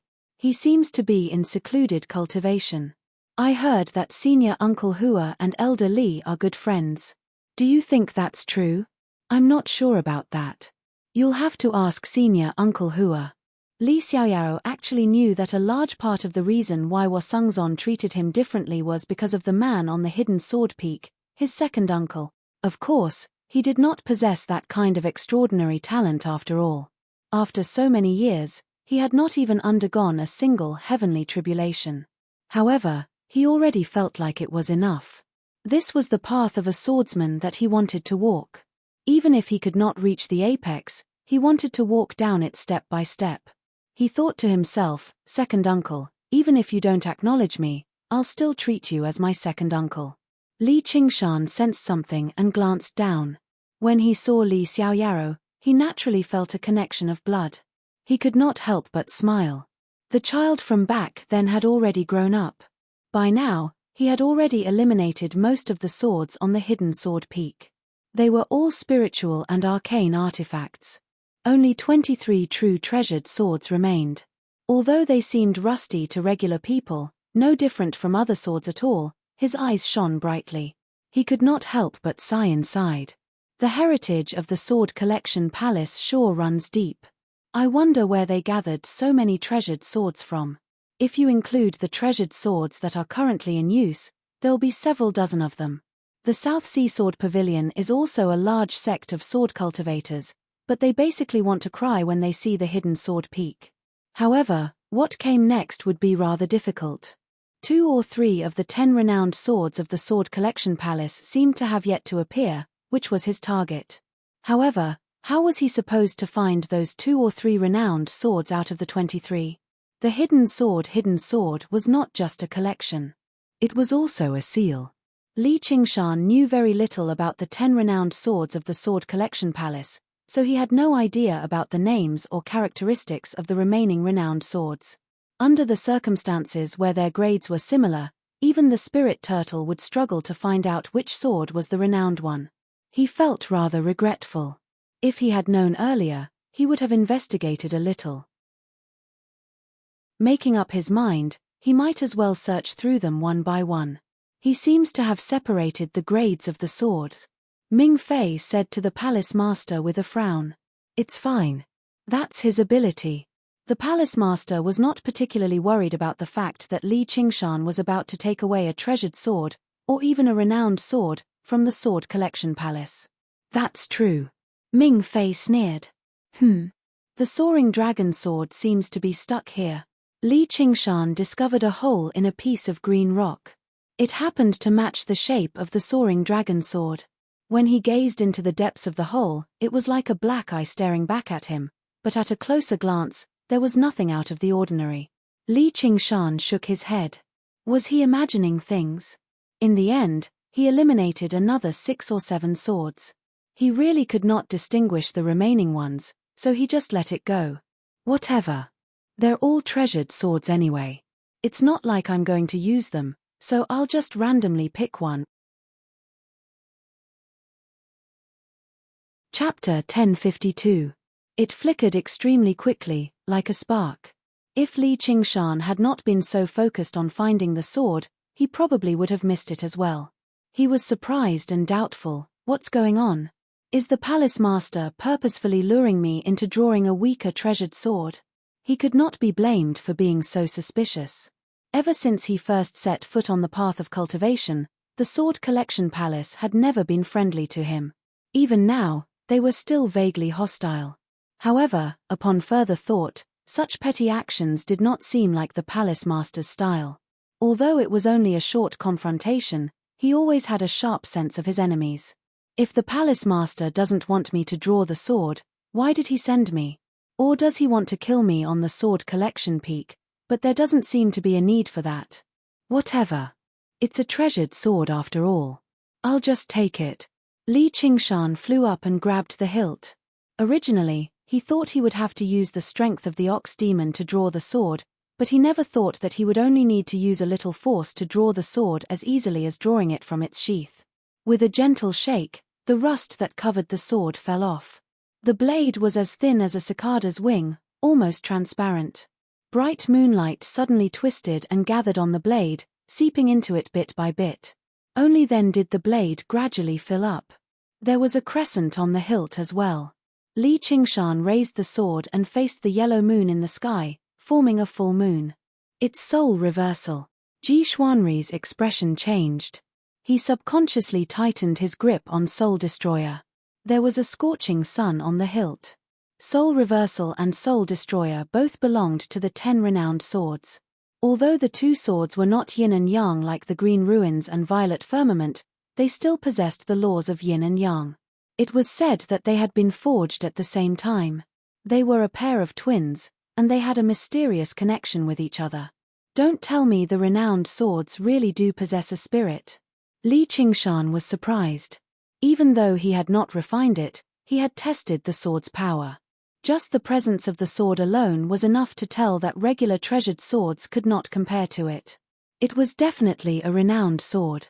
His feelings were rather mixed. Originally, he wanted to cheat, but in the end, the correct answer directly jumped out. He could not help but feel regret, joy, and some disbelief. Moreover, he could feel that this famed sword did not resist him at all. He could probably refine it with a little more effort. It's probably because my charm is too great. When this sword sees me, it's like a young girl in love seeing her Mr. Right. It immediately wants to sleep with me. Amidst the exclamations of the crowd, Li Qingshan grabbed the soul-transforming sword and leaped down from Hidden Sword Peak. Boom! Li Qingshan bent his body slightly and landed in front of the hall, smashing a deep pit on the ground. Li Qingshan straightened up and said to the Palace Master, "Palace Master, you can release me now, right? That's impossible. You're not a sword cultivator. How could you have obtained the recognition of the soul-shifting sword? You must have used some trick." An elder angrily rebuked Li Qingshan. Yes, his cultivation was obviously sealed, but he was able to jump down from the Hidden Sword Peak without any injuries. There must be something wrong with this. Palace Master, please capture this man and investigate him in detail. A sword master also expressed his doubts. Even if it was the body-tempering arts of the school of the military, he would probably still be injured when his cultivation was completely sealed up. For a moment, the crowd was in a frenzy. They all wanted to take back the soul-transforming sword and chase Li Qingshan off the mountain. They could not be blamed for being so excited. The 10 famed swords held far too great a significance to the Sword Collection Palace. Even the elders and sword masters could not obtain a single one, yet an outsider had suddenly taken them away. It was like their own son had been abducted. They struggled to accept it. Not to mention the fact that this outsider had always shown some respect to the Sword Collection Palace. Even when he faced the Palace Master, he stood on equal footing. How could they accept this? "Shut up," the Palace Master said sternly. The heaven-leaning peak immediately fell silent. The Palace Master said, "Li Qingshan is not an outsider. Instead, he's a guest elder of our Sword Collection Palace. There's nothing wrong with him taking the swords from Hidden Sword Peak by abiding by our rules. Since he chose the soul-transforming sword, it's also the soul-transforming sword that chose him. It's all the will of the heavens." Now that the Palace Master had spoken, no matter how unwilling the sword masters and elders were, they could only accept this outcome. Li Qingshan listened on silently. He just felt that it was rather unnatural, but he was unable to put his finger on what it was. After much thought, he came to a conclusion, which was that everything had gone a little too smoothly today. He had already grown accustomed to danger, so he was rather unaccustomed to obtaining a famed sword so easily. Moreover, the Palace Master was far too kind to him. If it was anyone else, then so be it, But the palace master had personally witnessed him transform into a demon. Was he not afraid that his demon chi would contaminate the famed sword? The palace master clasped his hands at Li Qingshan. Congratulations! Now that you've obtained the soul-transforming sword, you'll definitely achieve great things in this era. Thank you for your auspicious words, said Li Qingshan. Then, the palace master said, you can slowly comprehend the ultimate path of the sword contained within the sword. However, in order to make better use of the soul-transforming sword, you're free to practice the various sword cultivation techniques of our sword collection palace, including the sword scripture of heaven and earth. Palace master, you mustn't. Li Qing Elder Li is only a guest elder. The sword scripture of heaven and earth is a secret of our sword collection palace that cannot be passed on to outsiders. According to the rules, it cannot be passed on to a guest elder. The elder who had just rebuked Li Qingshan angrily said immediately. Of course not. However, Elder Li has already undergone the third heavenly tribulation, so you can be promoted to an honored elder. You'll have the right to read the sword scripture of heaven and earth. There was an upper minister in the king's mansion, and there was also an upper minister in the sect. The full name of the upper minister elder was the Grand Guest Elder. They had a transcendent position in the sect, but the probability of them appearing was much lower. Usually, there wouldn't be one in a few hundred years. This was because great cultivators were far too rare. Great talent and tremendous amounts of resources were often indispensable. With talent like that, they would obviously be recruited by the various large sects. There was no need for them to become some guest elder, and the resources that a guest elder could receive would never be as great as a disciple of a sect. As a result, the term honored elder had basically been forgotten by everyone, yet the palace master brought it up again. The elder, who was extremely displeased with Li Qingshan, immediately reddened. Once Li Qingshan became an honored elder, even he would have to bow to him. Just when he was about to stop him, the palace master glanced at him, and all the voices of opposition were immediately silenced. A few of them seemed to be in thought. Elder Li, what do you think? The palace master then asked Li Qingshan. He seemed extremely amiable. I'm obviously happy that the palace master is so fond of me. I'll definitely use this sword well. No matter how he looked at it, the palace master was trying to rope him in. However, Li Qingshan just felt that something was off, so he asked, Palace master, you don't have any ill intentions towards me, do you? Definitely not. Before he had even finished speaking, the Xieji's horn in Li Qingshan's bosom suddenly lit up. The light shone through his clothes, appearing extremely eye-catching in the night. Li Qingshan and the palace master looked at each other silently. The atmosphere suddenly became rather awkward. Chapter 1053. Li Qingshan decided to say something to break the awkward atmosphere. He took out the Xieji's horn. It was so silent that one could hear a pin drop. Not a single swordmaster or elder of the Sword Collection Palace did not recognize the Xieji's horn. They all knew about its ability to distinguish between truth and lies. They could not help but look at the palace master's face, and they all felt rather awkward. No matter how much hostility they felt towards Li Qingshan, having their lies exposed right in front of him was like a slap to their faces. After all, the Sword Collection Palace was still a righteous sect, and the palace master was basically equivalent to the pride of the entire Sword Collection Palace. The palace master squinted his eyes slightly, and a flash of anger seemed to flash through them. However, he immediately recovered his composure. This Xieji's horn belongs to my Sword Collection Palace. Why is it in your hands? I borrowed it for a while. The corner of Li Qingshan's lips twitched as he held back his laughter. His stomach was already rolling with laughter. Even if the palace master would directly turn against him, he could not care less. Can you return it to me? The palace master asked. Sure. Li Qingshan passed the Xieji's horn to the palace master and could not help but ask, Palace master, does what you said earlier still count? Of course. This item has been around for a long time, so it's no longer as effective as before. You don't have to worry too much about it, said the palace master. It's just a small matter. I obviously won't worry about it. Li Qingshan became even more certain that there was a scheme here, but he was unable to figure out what it was. If they wanted to harm him, just now, when his cultivation was sealed up, would be the perfect time. Even if he had hidden his strength, it would definitely be extremely dangerous if several great sword cultivators worked together with the formations of the entire sword collection palace. Even he was not confident that he could escape unscathed. Just what was the master of the sword collection palace planning? However, since the palace master did not turn against him, Li Qingshan was more than happy to become an honored elder. He wanted to see just what he was capable of. The next morning, the light on the sword collection peak had already dispersed, and the sun shone down on the various peaks.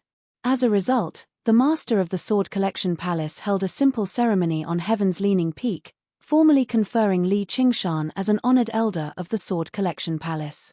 In the majestic palace, all the sword masters and elders, regardless of whether they were convinced or not, bowed to Li Qingshan together and greeted him, Elder Shongqing. Li Qingshan crossed his arms and stood high up on the platform. He had a lazy smile on his face and the soul-rotating sword hung by his waist. The sword collection palace master asked, "Does High Elder have anything to say?" Li Qingshan coughed into his fist. "Then I'll say a few words. There's no need to be so polite, fellow cultivators. Since I've become an honored elder of the sword collection palace, I'll definitely do my best to serve the sword collection palace. As long as the palace master gives the order, I'll go through mountains of blades and seas of fire. Of course, there may still be people here who have ill intentions towards me, but I am sincere to you. If you don't believe me, take out the Xieji horn." The sword masters and elders looked at one another. Their eyes were filled with anger. Not only were his words completely insincere at the beginning, but his last sentence had even touched on their sore spot. This kid was as despicable as he could get. From the corner of his eye, Li Qingshan could see that the sword collection palace master's pinky finger on the Heaven's Leaning sword was trembling slightly. If he continued to agitate him, he might just fall out and draw his sword. He could not help but chuckle. "I'm just joking, just joking. Anyway, I hope we can work hard together and make the sword collection palace better and better." After that, the sword collection palace master could not be bothered with any more pleasantries. He directly said to Ji Xuanri, "Xuanri, take Elder Shongqing to the Pavilion of Heaven and Earth to read the hidden sword manual of Heaven and Earth." Afterwards, he left with a flick of his sleeve. The elders and sword masters dispersed as well.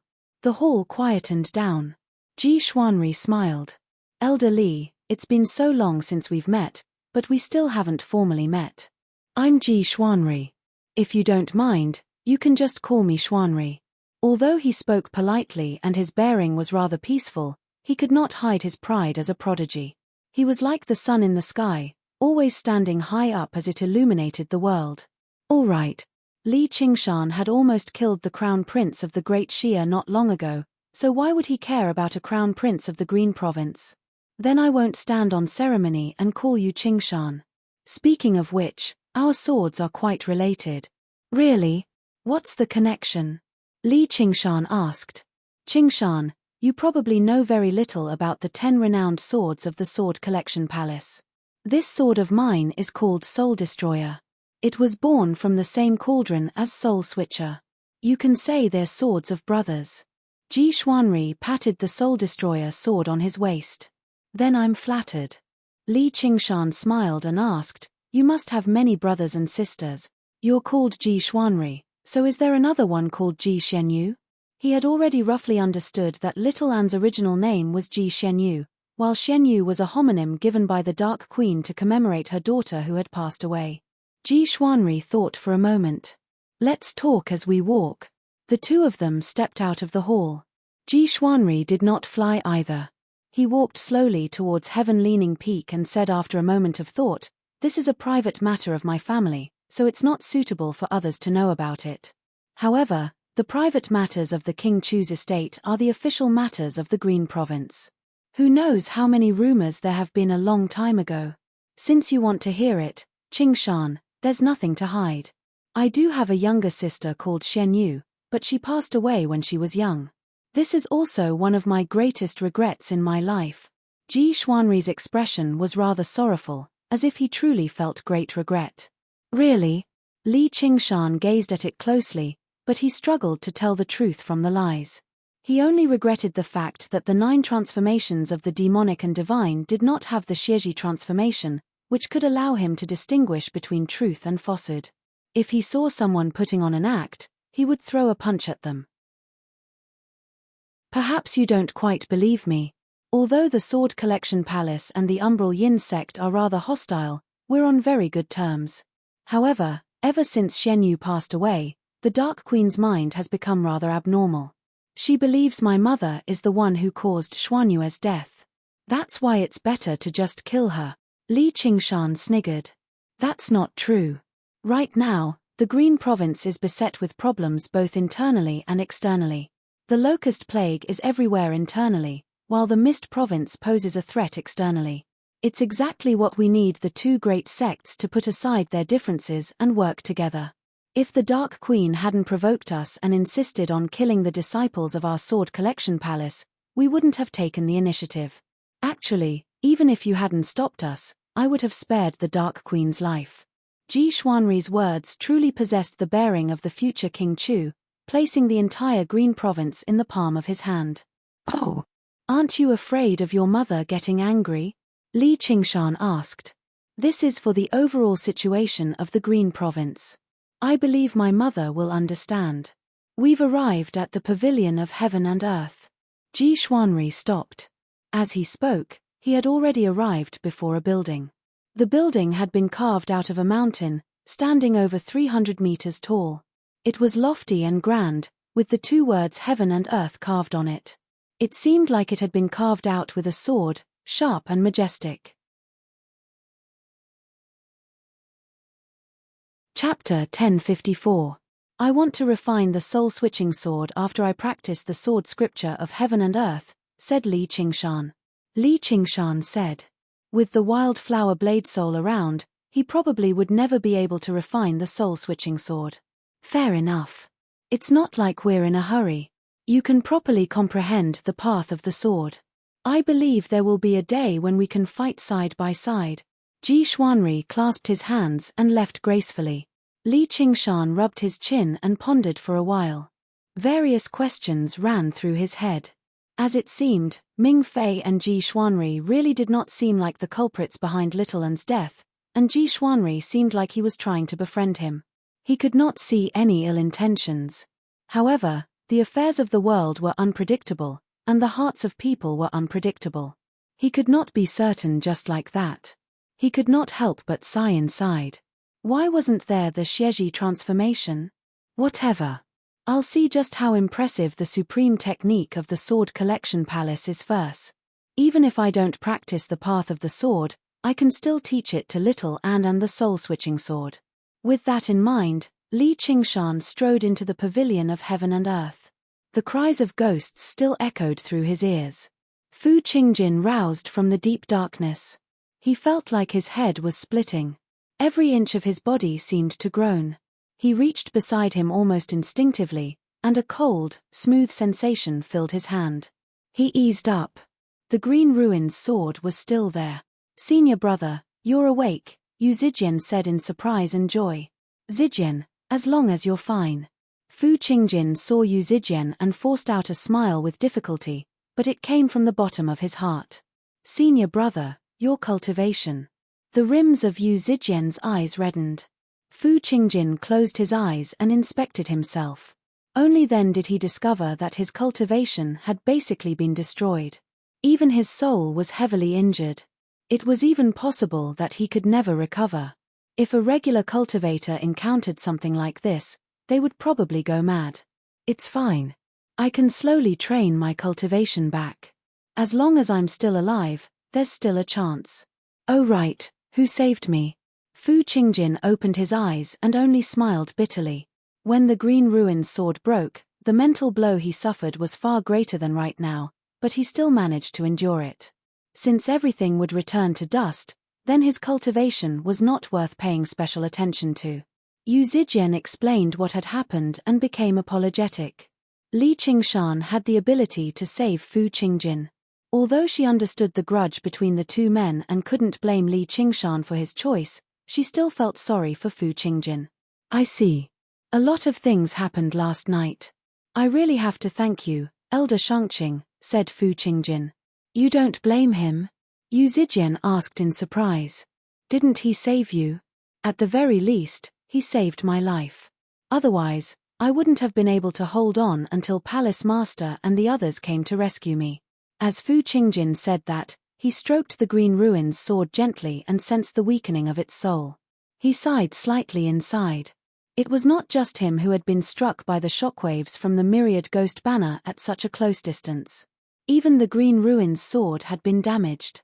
His expression changed as he suddenly felt something strange. Senior brother, what's wrong? Yu Zijian asked sharply. Nothing.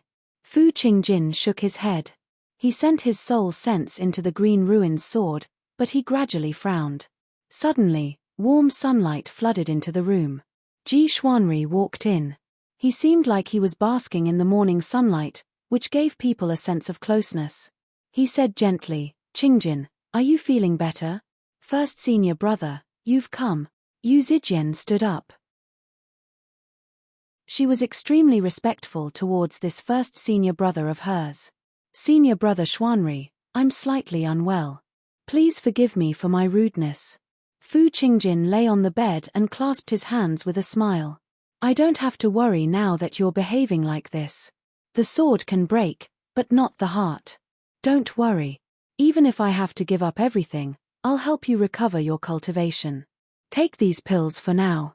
Ji Xuanri patted Fu Qingjin's shoulder and took out many bottles.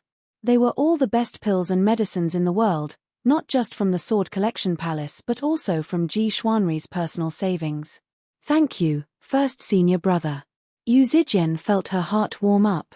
To her, this kind of love was exactly the charm of the Sword Collection Palace, and the first senior brother before her had played a huge part in it.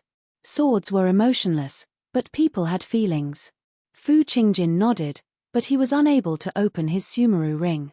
Yu Zijian stowed the pills away for him in a hurry. Fu Qingjin suddenly said, Senior brother, I want to go out for a walk. Right now? Ji Xuanri was surprised. My body is like a ruin.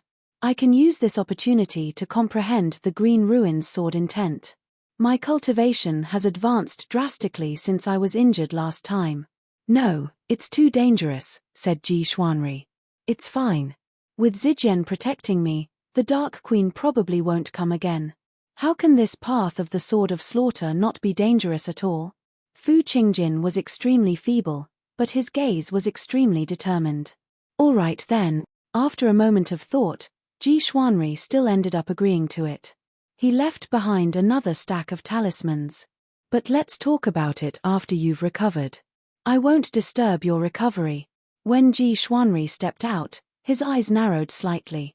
He turned around and gave Fu Qingjin and Yu Zijian another gentle smile before flying off on his sword. Fu Qingjin watched Ji Xuanri's figure vanish. Beside him, Yu Zijian sighed in praise. First senior brother really is a good person. Yeah. Fu Qingjin nodded. Before tonight, that was what he believed as well. To his junior brothers and sisters, Ji Xuanri was like an elder brother. However, he began to hesitate now. Was everything really like how it seemed on the surface? Senior brother, when do we set off? Yu Zijian asked. Right now, said Fu Qingjin. So soon? Yu Zijian was surprised. Don't miss out on a good time. Can Zijian protect me? Fu Qingjin smiled. Yes. Yu Zijian's eyes shone brightly. Fu Qingjin looked at the woman before him with a smile. She had grown stronger and stronger, and her thoughts had matured and sharpened. However, there seemed to be some things that had not changed at all. He glanced at the violet cloud's sword on her back and thought to himself, I will protect you too, even if it costs me my life. Let's go. Yu Zijian took out a delicate, white paper boat. With a gentle toss, the paper boat became the size of a regular boat, hovering in the air. Yu Zijian carefully carried Fu Qingjin onto the boat. This must be the engineering techniques of the School of Moism. Where did you get them from? Fu Qingjin asked curiously.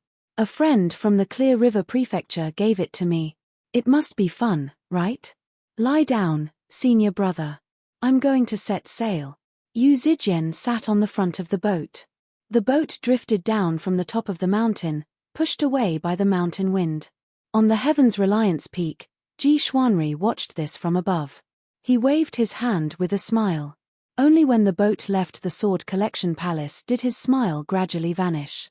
He said without even looking back, "Mother, Qingjin seems to have sensed something. If they've sensed something, then so be it. They can't change the overall situation." Ming Fei leaned against a pillar and stood in the shadows. "If it weren't for Li Qingshan, would you really spare that bitch?" Chapter 1055. The moment Li Qingshan stepped into the Heaven and Earth Palace, the scene in front of him twisted and changed. What he saw was not a majestic palace, but a whole world.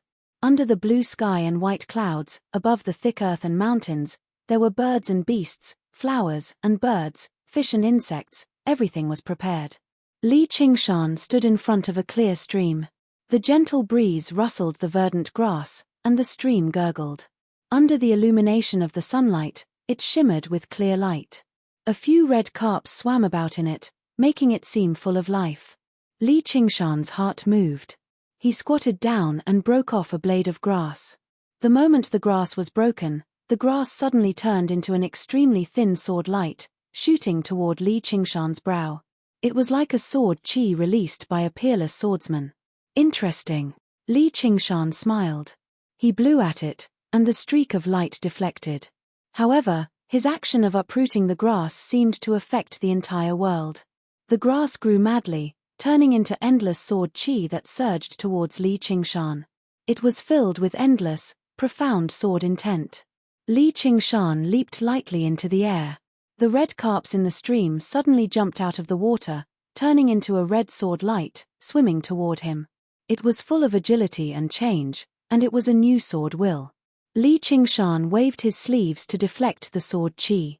In an instant, the stream, grass, trees, flowers, birds, fish, and insects all came to life, turning into a myriad of purple and red sword chi, containing a myriad of sword wills. Even the drizzle falling from the sky and the breeze in the air also turned into sword chi. Some were continuous, some were agile, some were heavy, and some were heavy. There were no words to describe them all. It was as if he had entered a world of swords. Everything in the world could be a sword, and they all contained profound sword wills. "Do you want to fight me here?" Li Qingshan's demonic chi surged, forcing away the layers of sword chi. "Damn it, what is this place?" Frenzied Flower Saber Soul let out an angry roar. "I want to know too. Be quiet, we might need you later." Li Qingshan relaxed his shoulders. Clearly, this was not just a place to learn swordsmanship. Perhaps this was a trap that the palace master had laid down for him, a manifestation of the malice. However, he did not sense any life-threatening danger so far. Wanting to kill him with this level of ambush was just a pipe dream. Then, he saw that even the drifting white clouds in the sky and the continuous mountain range in the distance were transforming into boundless sword chi. One was faintly discernible, while the other was vigorous and heavy. "Interesting, the war demon has appeared." Li Qingshan roared.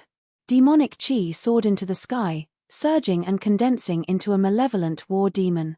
With a wave of his right arm, a huge blade appeared in his hand, and he began to brandish it. The surging saber chi tore apart the sword chi that filled the sky. It cut through the mountains, cut through the clouds, and caused the weather to change.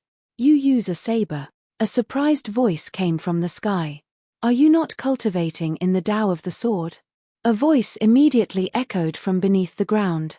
The two voices were both old, but one was clear, while the other was heavy. It was like the difference between heaven and earth. As the two voices rang out, the constantly evolving sword chi in the surroundings turned back into mountains, rivers, white clouds, flowers, birds, fish, and insects. The world returned to its original state. Even the grass that Li Qingshan had snapped regrew, swaying gently. "You must be the heaven and earth elders of the Sword Collection Palace." Although Li Qingshan did not know much about the Sword Collection Palace, he did have some understanding of the peak cultivators of the sword. The Chan monastery of Devaranga had the 4 guardian kings, while the sword collection palace had the 3 great sword cultivators. Apart from the palace master, there were the heaven and earth elders. The heaven and earth elders did not seem to have any killing intent. Was this not a trap the palace master had laid down? Kid, since you know our names, why don't you tell us your names? Elder Earth said. I'm Li Qingshan, a newly promoted honored elder of the sword collection palace. Li Qingshan clasped his hands before lowering them again. Speaking of which, don't tell me you really don't know? He refused to believe the palace master had not told them. So what if we know? So what if we don't know? Elder Earth said. So what? What is this place? Li Qingshan asked. The pavilion of heaven and earth, Elder Earth said. The heaven and earth sword realm, Elder Earth said. Then may I ask where can I see the sword scripture of heaven and earth? Li Qingshan asked. Everything you see is the sword scripture of heaven and earth. However, how many sword forms you can comprehend will depend on your ability to comprehend, Elder Earth said. Since you use a blade, it'll be pointless even if you come here, Elder Earth said. Then I better leave. Li Qingshan said. Hold on. Since you've come, you might as well comprehend it. Since you're able to draw the soul-transforming sword, it means you have a fate with swords. The path of the sword is so extensive and profound that it's not something that blade techniques can compare to. Li Qingshan thought, if I tell the wildflower sword soul that, he'll probably jump out and kill you 2 old pretentious fakers immediately. Compared to some nonsense like he had a fate with swords, he trusted his own feelings more. However, to his surprise, the 2 elders of heaven and earth were actually very eager for an outsider like him to comprehend the supreme secret technique of the sword collection palace. Li Qingshan thought, what the hell is the palace master trying to do? It seems like he's clearly trying to rope me in through various means, but where is his malice? The sword scripture of heaven and earth really is quite wondrous. It's worth comprehending. It'll definitely be of great help to little Un's path of the sword. As a result, he said, since you're so sincere, I'll comprehend it. The 2 elders of heaven and earth were momentarily speechless. They were rendered speechless by his shameless words. Oh right, may I ask how many sword forms there are in the sword scripture of heaven and earth? Li Qingshan asked. I don't know. No one has managed to comprehend all of the sword forms, said Elder Heaven. There's no need for you to be greedy. As long as you can comprehend half of the sword forms, you'll be able to rule the world with your sword, said Elder Earth. Then may I ask how many sword forms the 2 of you have comprehended? Li Qingshan then asked. 2,142 forms, the 2 elders of heaven and earth said rather proudly.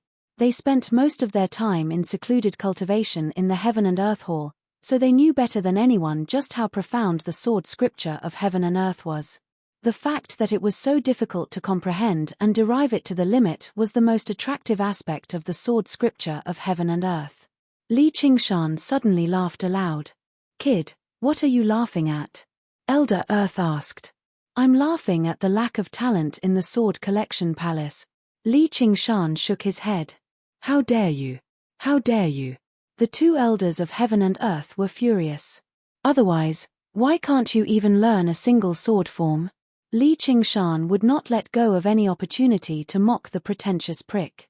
Arrogant and ignorant swordsman, how would you know how profound the sword scripture of heaven and earth is?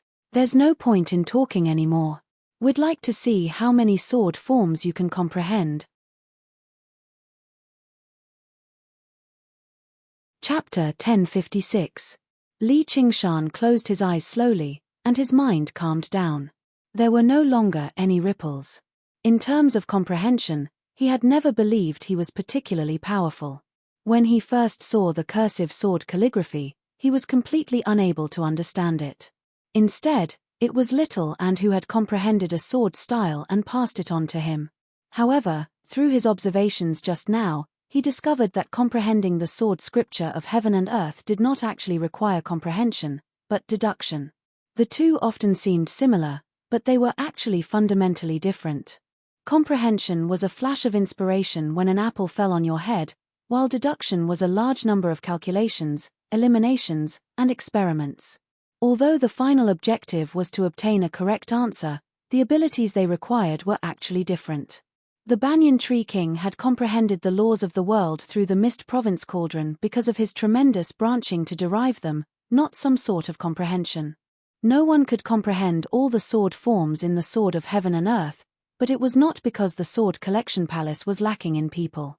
In the past 10,000 years, there had been so many astounding figures, so how could there not be someone with extraordinary comprehension?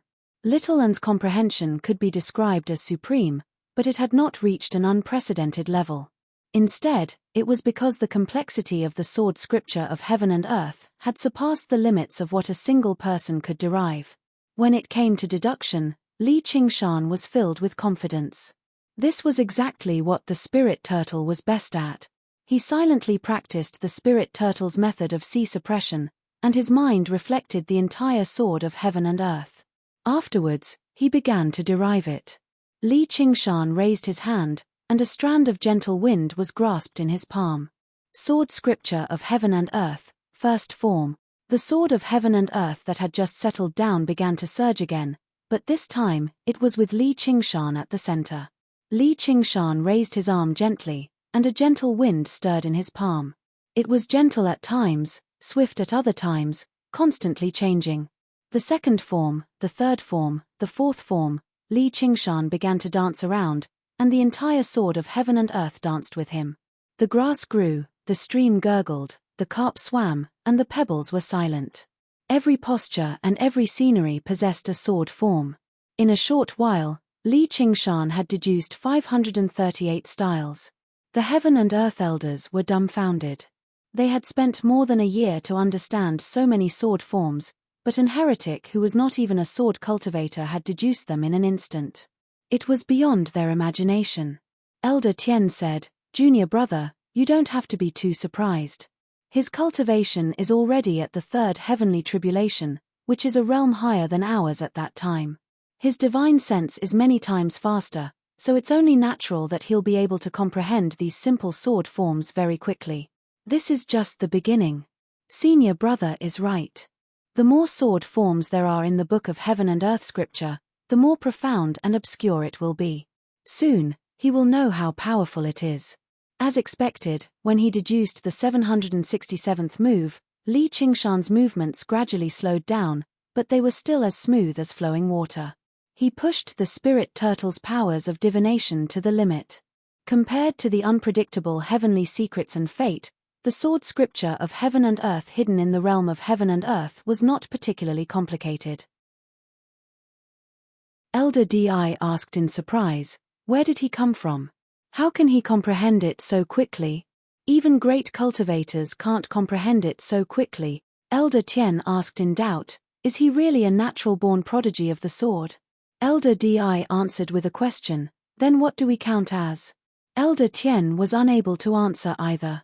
All those who could become great sword cultivators were prodigies of the sword. They were the best of the best. Let's keep watching. He'll reach a great bottleneck very soon. The sword forms he's comprehending right now are only the most basic. When Li Qingshan reached the 1001st form, he suddenly paused, as he had already comprehended all the most basic elements in the realm of heaven and earth scripture, from a blade of grass or a droplet of dew to a cloud or a mountain range. Li Qingshan, I admit that you are indeed a person of my path of the sword. To be able to comprehend over 1,000 sword forms in such a short amount of time, it's enough for you to enter the history of the Sword Collection Palace, Elder Tian said in amazement. There was even a sense of relief in his voice. All right, let's stop here for today. Don't bite off more than you can chew. You'll need at least a decade to completely grasp these 1,000 sword forms. It'll be enough for you to use for the rest of your life, said Elder Di. Can you shut up? Don't disturb other people when they're cultivating. You're already so old, yet you don't even have this bit of common sense. Li Qingshan barked rudely. Elder Tian and Elder Tian were both furious. The world changed color because of them. Just how many years had it been since someone dared to talk to them like that? You really don't know what's good for you.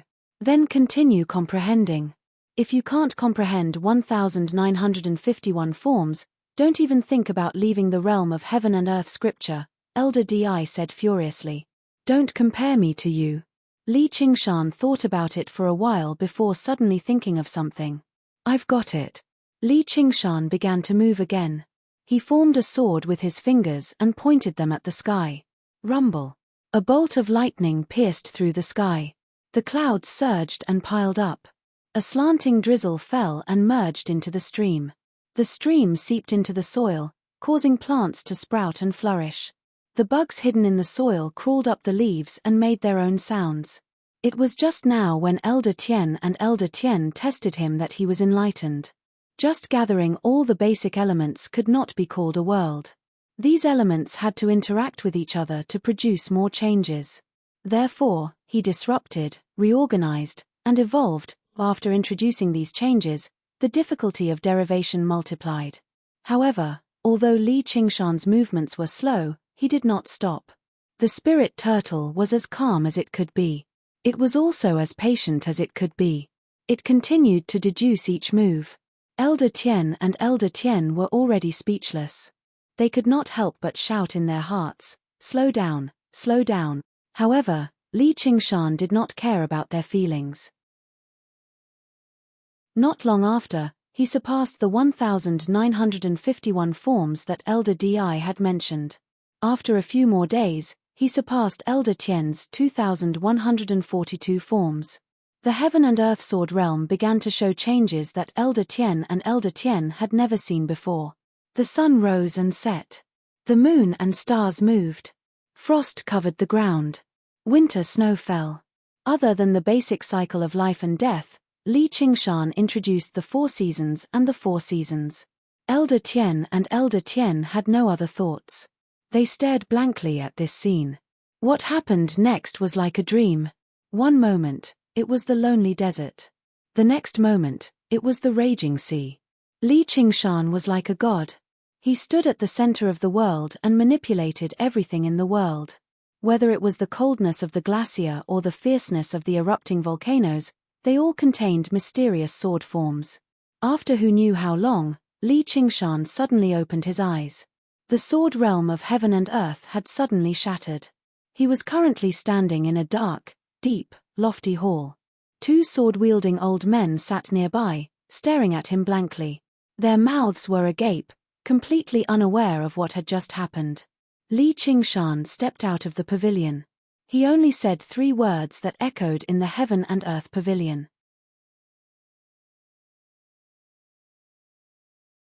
Chapter 1057. Outside the pavilion of heaven and earth, who knew how many days had passed, but the sun remained bright and beautiful. Everything in the heaven and earth sword realm was like a dream. Li Qingshan glanced at his hands.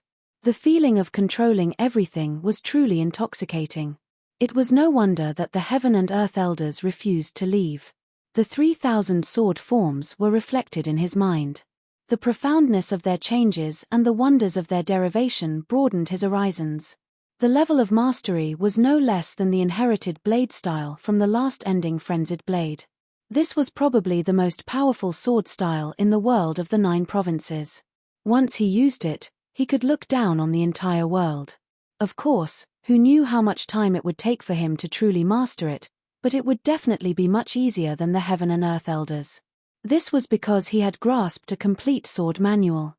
There was a fundamental difference between him and those who tried to comprehend it blindly.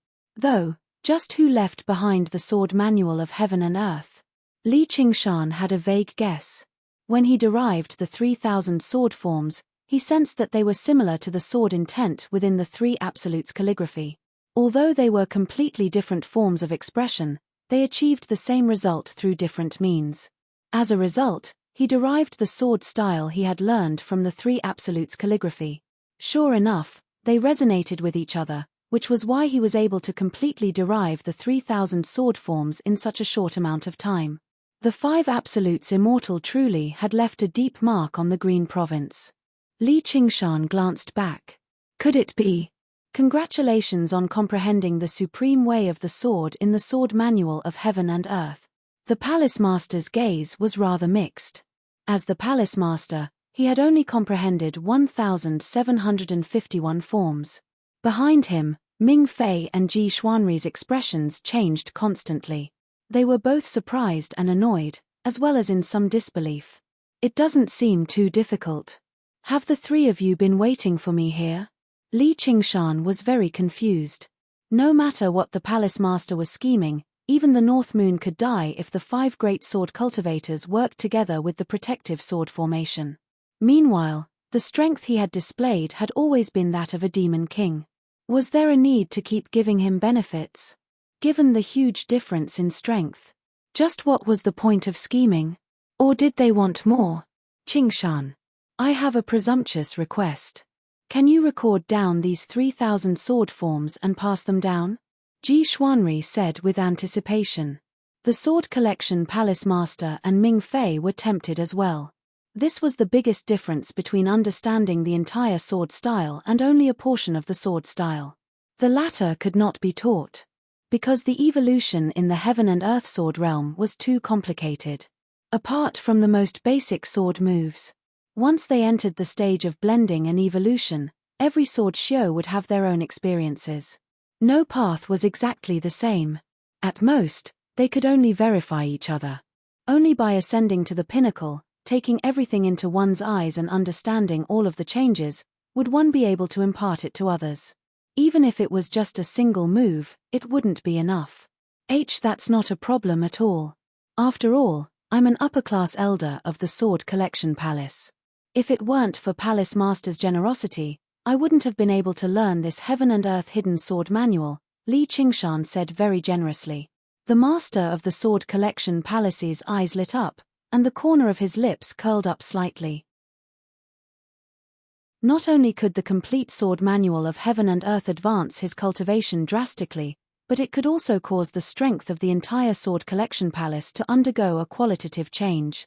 Then I'll be troubling you, Qingshan, said Ji Xuanri. Li Qingshan changed the topic. However, I'm not a sword cultivator after all. So far, I've only roughly derived the Heaven and Earth Hidden Sword Manual. I'll only be able to summarize the mysteries of the sword style after mastering it. And if I want to write down a sword style on paper, probably even 10,000 pieces of paper won't be enough, let alone something that can be completed in a single day. If I make any mistakes in my haste, I'll be in deep trouble. Li Qingshan brushed him off seriously. Only an idiot would pass on a supreme sword style, even though he clearly knew that the master of the Sword Collection Palace was hostile towards him. He could use this to keep them in suspense so that the Sword Collection Palace would have to reconsider no matter what scheme they were up to. The master of the Sword Collection Palace frowned. He could tell that Li Qingshan was trying to evade him, which made him very displeased. However, Li Qingshan's reason was upright and righteous. He could not find any problems with it, and since he was counting on him to pass on the Heaven and Earth Hidden Sword Manual, he could not push him too hard. Then take your time to comprehend it. I'll assist you in accomplishing it sooner. By then, you can become a true great elder of our Sword Collection Palace. I'm a disciple of the Chan Monastery of Nga, said Li Qingshan. A great elder's status in the Sword Collection Palace was no less than the master of the Sword Collection Palace, or even a little higher. They could decide the direction the entire sect took, so their authority was much greater than that of a high official elder. Yet, the master of the Sword Collection Palace was actually willing to let an outsider like him hold the position. I'm just a secular disciple. I believe our Sword Collection Palace is more tolerant than the Chan Monastery of Nga, the master of the Sword Collection Palace said meaningfully. All right, I believe that day will come. Li Qingshan smiled inside. The 3,000 swords sure was charming. It was rather dim in the tall, lofty pavilion. Dust drifted through the air. Li Qingshan made his way through the rows of tall, heavy bookshelves, quickly flipping through the books before closing them again. He picked up jade slips one by one before placing them down again. The Hidden Sword Pavilion, this was where most disciples of the Sword Collection Palace practiced the path of the sword. It was the foundation of the Sword Collection Palace. Only sword masters and elders who had undergone the second heavenly tribulation had the right to enter the pavilion of heaven and earth. Many disciples of the Sword Collection Palace would never be able to set foot in there in their entire lives. After deriving the 3,000 swords forms, Li Qingshan was truly tempted to pick up the path of the sword again. The sword scripture of heaven and earth was just too powerful, but the wildflower blade spirit refused to let him refine the soul-switching sword no matter what. All Li Qingshan could do was give up. After all, while the soul-switching sword was a renowned sword, it still could not compare to the terminal wildflower blade. The latter could be regarded as a renowned blade in the Azura realm. But no matter what, the sword scripture of heaven and earth was still worth comprehending, even if it was just for passing it on to little Anne. However, the hidden sword pavilion possessed the most complete system of sword cultivation. With his ability to deduce it, it would not take him too much time. Li Qingshan made his way around another row of bookshelves and suddenly saw a familiar figure standing against the light at the end of the corridor. It was a handsome man, smiling at him. "Chengzan," Li Qingshan said. "Qingshan, long time no see. Or perhaps I should call you Elder Shangqing." Hua Sengzon walked over with a sword on his back, which added some elegance to his bearing. "You've undergone the second heavenly tribulation as well. You really are the greatest genius of the Clear River Prefecture after all." Li Qingshan patted his shoulder with a smile. "Stop teasing me. What kind of genius am I compared to you? It's all thanks to the sword on my back that I possess my current cultivation. It might not be on par with your soul-switching sword, but it's still a rare treasured sword," Hua Sengzon explained, but he never mentioned the sword's name. Suddenly, he asked, "Oh right, you still haven't refined the soul-switching sword, right? You're tuning in to the Celestial War YouTube channel. Don't forget to subscribe and join us on this journey to catch the most captivating stories.